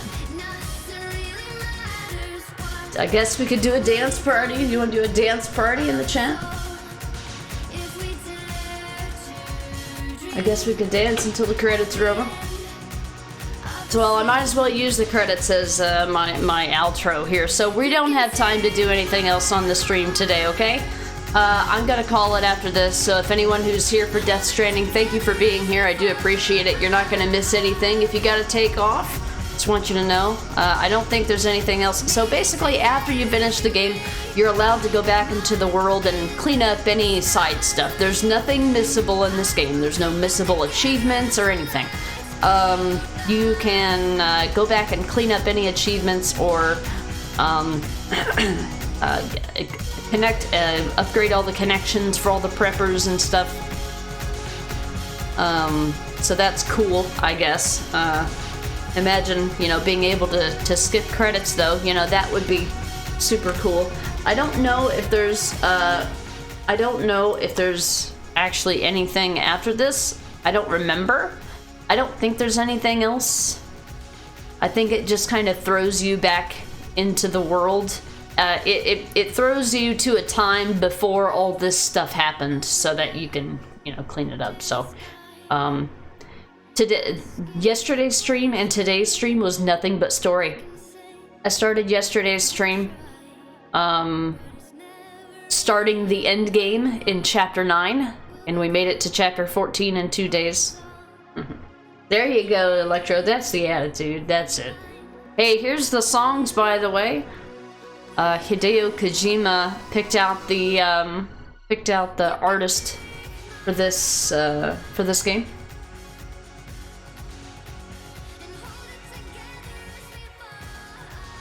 So we're basically gonna wait until this is over, see if there's anything missable or anything, and then if not, we're gonna raid out. Tomorrow is a new day, and I don't know for sure, but I might do some OG RE2 runs to try to do some A and B scenarios and get faster at the game, just for like a day, or maybe a day, I don't know. I've been feeling like playing Resident Evil 2 again, the OG, lately, so I might do, it'll only take a day. I don't know what I'm doing after this.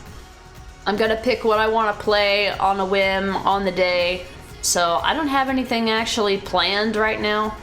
I don't know what I'm doing for the rest of the month or the rest of the year and whatever. I have no plan at the moment. We're in the spontaneity phase where I don't know what the hell I want to do, and I'm allowing myself to be okay with that. Whereas normally I usually like to have pretty much my whole day planned out because I'm really organized when it comes to that kind of stuff, but I felt really boxed in lately, and so I've been going with the flow, which led to us playing this game. It's why I played this game on a whim, because I got the director's cut on sale, and I wanted to see what the director's cut had to offer. Alright, let's see if there's anything else after the credits here.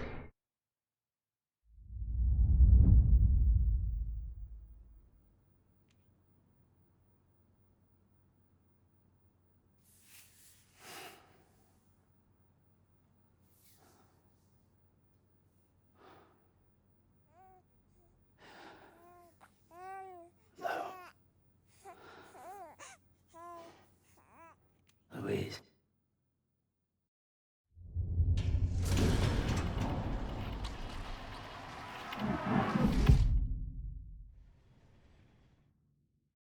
What about third credits? Voice actors for all the different translations.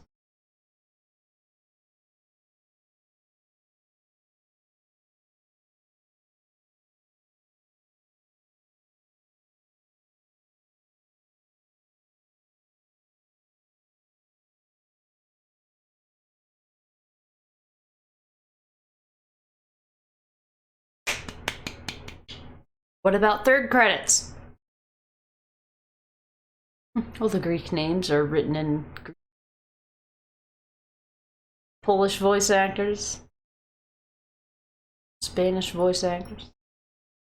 We've obviously only seen the versions, the English versions of these. Okay, I guess there's no music for these guys, just silence.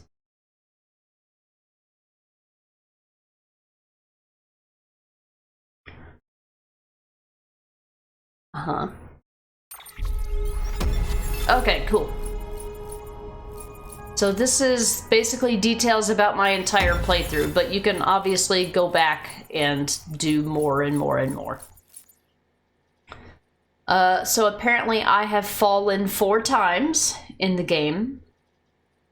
I apparently ingested milliliters of water. I don't know why.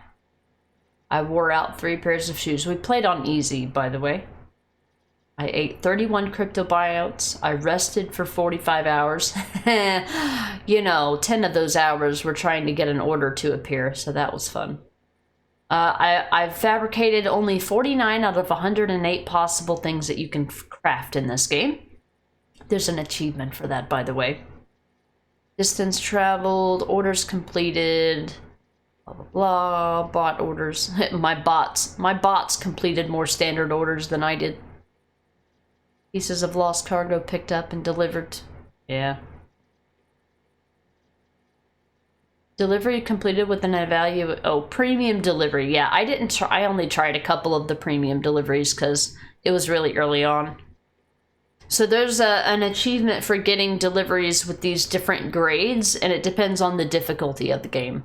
Between a combination of the difficulty of the game and the premium delivery settings selected for the job. I'll need to do that for achievement purchases or purposes.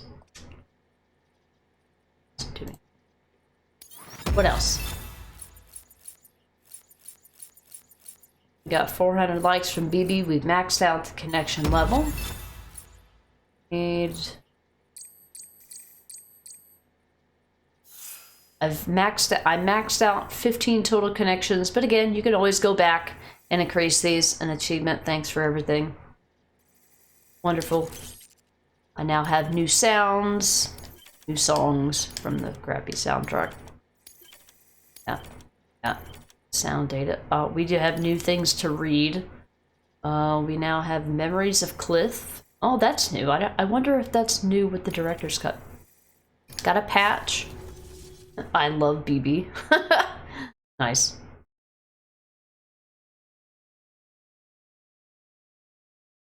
Profile pic and the overall rating fits well. Oh, you know what? I didn't even notice it. Episode 15 is not really an episode. 2 weeks earlier, you know, before all that shit happened, you can go back into the world and go out and complete more deliveries and get more achievements and do all kinds of stuff. Chapter 15 is just the after game before any of this shit went down. Good morning, Sam. Blood collection complete. Thank you for your generosity. We got some journal entries. Well, look who's awake. Morning, Sam. You'll be happy to hear your vitals have stabilized and that you're well on your way to recovery. Not that it's your fault, but what I wouldn't give to trade places. We're all stuck in the president's office, working like dogs to get everything ready in time for the inauguration. But at least one of us is still free as a bird. You should head out. Make the most of it. Could even do some orders if you wanted. Might do you good to get back in the game. You may recall it was raining buckets back when you left for Amelie's Beach. We took a real beating at the time, but we've done our best to service the structures and vehicles in the area.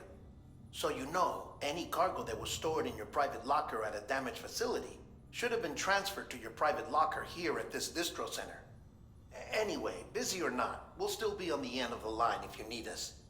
And if you want some alone time, we should be able to manage for now. Just make sure you're back in time for the big day, all right? See you then. Hey, Sam. You sure you don't have any unfinished business? Sam, I know you've been to hell and back and earned a break, but I've got a high priority request. Head to the distro center west of Capitol Knot. You can review the details there. So the presidential inauguration is a cutscene that we already saw, and that happened after we did our last boss fight in the game. And now we have, if we look at our table, we have a lovely picture of the final boss in fancy green form. You know, so that was fun. You know, killing a whale in the sky. That was cool. That was a fun thing. I'm gonna look at this terminal and check out some things and see what changed here. We do have some time because I'm a little early. Let's see. From Port Knot City, bona fide hero shit. Is that what I do? That's what I do, chat. They removed the monster labels from the energy drinks. Yeah, I think by the time that the director's cut was released, the contract with Monster was probably fulfilled. So yes. They're called Bridges Energy now. And I think you can still get the Timefall beer if you go to the Timefall place and provide them deliveries that allow them to create the beer. I never did that in my playthrough, but you can do that. But I didn't. Let's see. Well, you actually pulled it off, made it all the way out west, and came back to tell the tale. Got to admit, I was worried you wouldn't see it through. Seemed like a tall order for anyone, after all. Hasn't been easy for the people you left behind, but I told myself I'd try not to blame you. But that wouldn't be fair. Sorry if I ever doubted you. You're a real hero, Sam, and there's plenty of us out here who'll never forget that. Thanks. The chiral artist, what do you want? Oh, did you and your hubby get back together? Dear Sam, I hope you're doing all right. So, my mother told us what happened 5 years ago. It's weird we don't have any memory of it, though I'm glad for that. Some things are better forgotten, I think. His gang killed my parents. There's no denying that. There's also no denying he saved me. He took me by the hand and led me to safety. I wish I could remember that much at least, even if it meant having to remember some of the rest. He was there for me 5 years ago, and ever since, my mother's been there for me too. It's because of them and their love that I survived, that I became who I am today. I owe them everything. Well, maybe not everything. I shouldn't forget how you've helped me, Sam. I can't thank you enough. Anyway, I'm gonna go back to our own shelter now. No more running away from me. I've got a wedding to plan after all. The chiral artist's mother, my daughter, and her husband's tragic past. Oh my. Please tell me more. Dear Sam, maybe you've already heard, but my daughter turned up here the other day, saying she was moving back home. Not long after that, her man came around looking for us, so I decided it was time to come clean and tell them the whole truth about what happened 5 years ago. The truth about how they first met. My daughter's real parents were killed by a gang of junk dealers, a gang to which her own husband used to belong. He was just a boy at the time, though, and in fact, he was the one who saved her life. Somehow he convinced the others to leave her be. I still remember the way he was holding her hand when we found them, how scared she was, hood pulled over her face, unable to find the words. I'd tell you the boy chose to strike out on his own after that and set himself up as a prepper, but no, I won't deny it. I didn't want to take care of both of them, so I sent him on his way. It was pure chance that they met again and fell in love. Fate, maybe, though I cursed it that day, let me tell you. They didn't remember each other, you see. Trauma, I suppose, so it was my burden alone to bear. Even if I wanted to keep them apart, I wouldn't dare remind them of all that. But after everything that happened, I realized it had to be done. They both needed to remember the whole of it, that he'd saved her life, sure, but that it wouldn't have needed saving if it wasn't for his gang. Knowing the truth, could they see their way to a reconciliation? Well, after some talking and thinking, they told me that if you love someone, nothing else matters. Can you believe that? So I told them to give it another go. It won't be easy, and frankly, it shouldn't be. But I sincerely believe they have what it takes. If they want to get married, I'll support their decision. Got some interviews here. Some post-game interviews. Yeah. About Sam's return. Let's see, from Hartman. 1 week after Sam's return. Sam has returned safe and sound. It had been about a month since he departed for Amelie's Beach. 30 days of relentless searching for us, though for him it must have felt like an eternity. Yeah, that was credits number 1. I cannot imagine the isolation and despair he must have been forced to endure, a suffering only known by Amelie and Bridget. Sam has told us about the extinction entity and how it granted humanity a reprieve, but beyond that, he's reluctant to speak. Well, we shall not put any pressure on him. Frankly, I would struggle to comprehend anything else he tells us. Suffice it to say that the last stranding has been avoided, even if its precursor has forever reshaped our world. Thousands and thousands of years from now, should intelligent life walk the earth and find our fossils, it will likely conclude that Homo sapiens died out in the sixth extinction. Perhaps, if we're lucky, they may even find records we left behind. Still, we can't hope to guess how much they will understand about who we were. After all, their intelligence will not be like ours. Theirs will be a different understanding of the world, of the universe. Different forms of existence, different conceptions of what it is to be alive. These invariably lead to different conceptions of what it is to die. But it matters not if they never understand who we were. All that matters, in my opinion, at least, is that they know that we were. It's true. Avoided the sixth extinction. That's the story. We have more journal entries. They Higgs journal entries? They were. How do we have more? Oh, that's right. Fragile said she couldn't pull the trigger. So now we have journals where we don't know when they were written, though. Okay. Let's see. My first memory is of looking up at the ceiling of our shelter as a baby, bawling my eyes out. All of a sudden, the hand of God comes into view, blotting out the steel sky. Daddy lifts me up. Not gentle, but not hard. Shouts some stuff, but it's all gibberish, and I can't make heads or tails of. He ain't my real daddy, though. That one died before I was born, and Mama soon after. Of disease or something? I don't know. Her brother took me in, whisked me away from that shelter reeking of piss and death, and brought me here. Daddy number 2. He never really took to it. He was an ugly, violent man, full of anger, with nowhere to go. Tried to love me in his own way, but I don't know if he ever had it in him. Daddy told me our shelter was our world, and I believed him. I grew up thinking that no one but us two existed. Then when I got a little older, I started asking questions. Simple questions about, where the food came from, that kind of thing. Got smacked upside the head for my troubles, but try as he might, he couldn't beat the curiosity out of me. One day I peeked at his monitor. It was the first glimpse I'd ever caught of the outside world. I pestered Daddy about it, and you bet I caught holy hell for it, but I wore him down, and eventually he came clean and admitted there was a whole world out there, soaked to the bone by timefall and overrun by demons that would eat me up. It occurred to me later that this fear-mongering probably got my mama killed, filling her head with his hysterics about the dead walking the earth and the only safe haven being 6 feet under. My mama entrusted me to her brother, so he had no choice but to raise me best he could. Say what you will about the man, but he had himself a sense of obligation. He might even have harbored a measure of affection for me, but whatever was in his heart he expressed with his hands, his fists. Any hopes and dreams he might have had for me, for us, fell by the wayside pretty quick. We slipped into a daily routine of warnings to stay the fuck inside, bookended by beatings to drive the point home. I think sometimes he sincerely believed that was the only way to protect me, but I wasn't about to go on living like that. Can't cage a young boy's spirit. If I'd stayed, I'd have died, body and soul. I had to get out. Started hoarding supplies in secret, but he caught on. That was the beginning of the worst beating yet.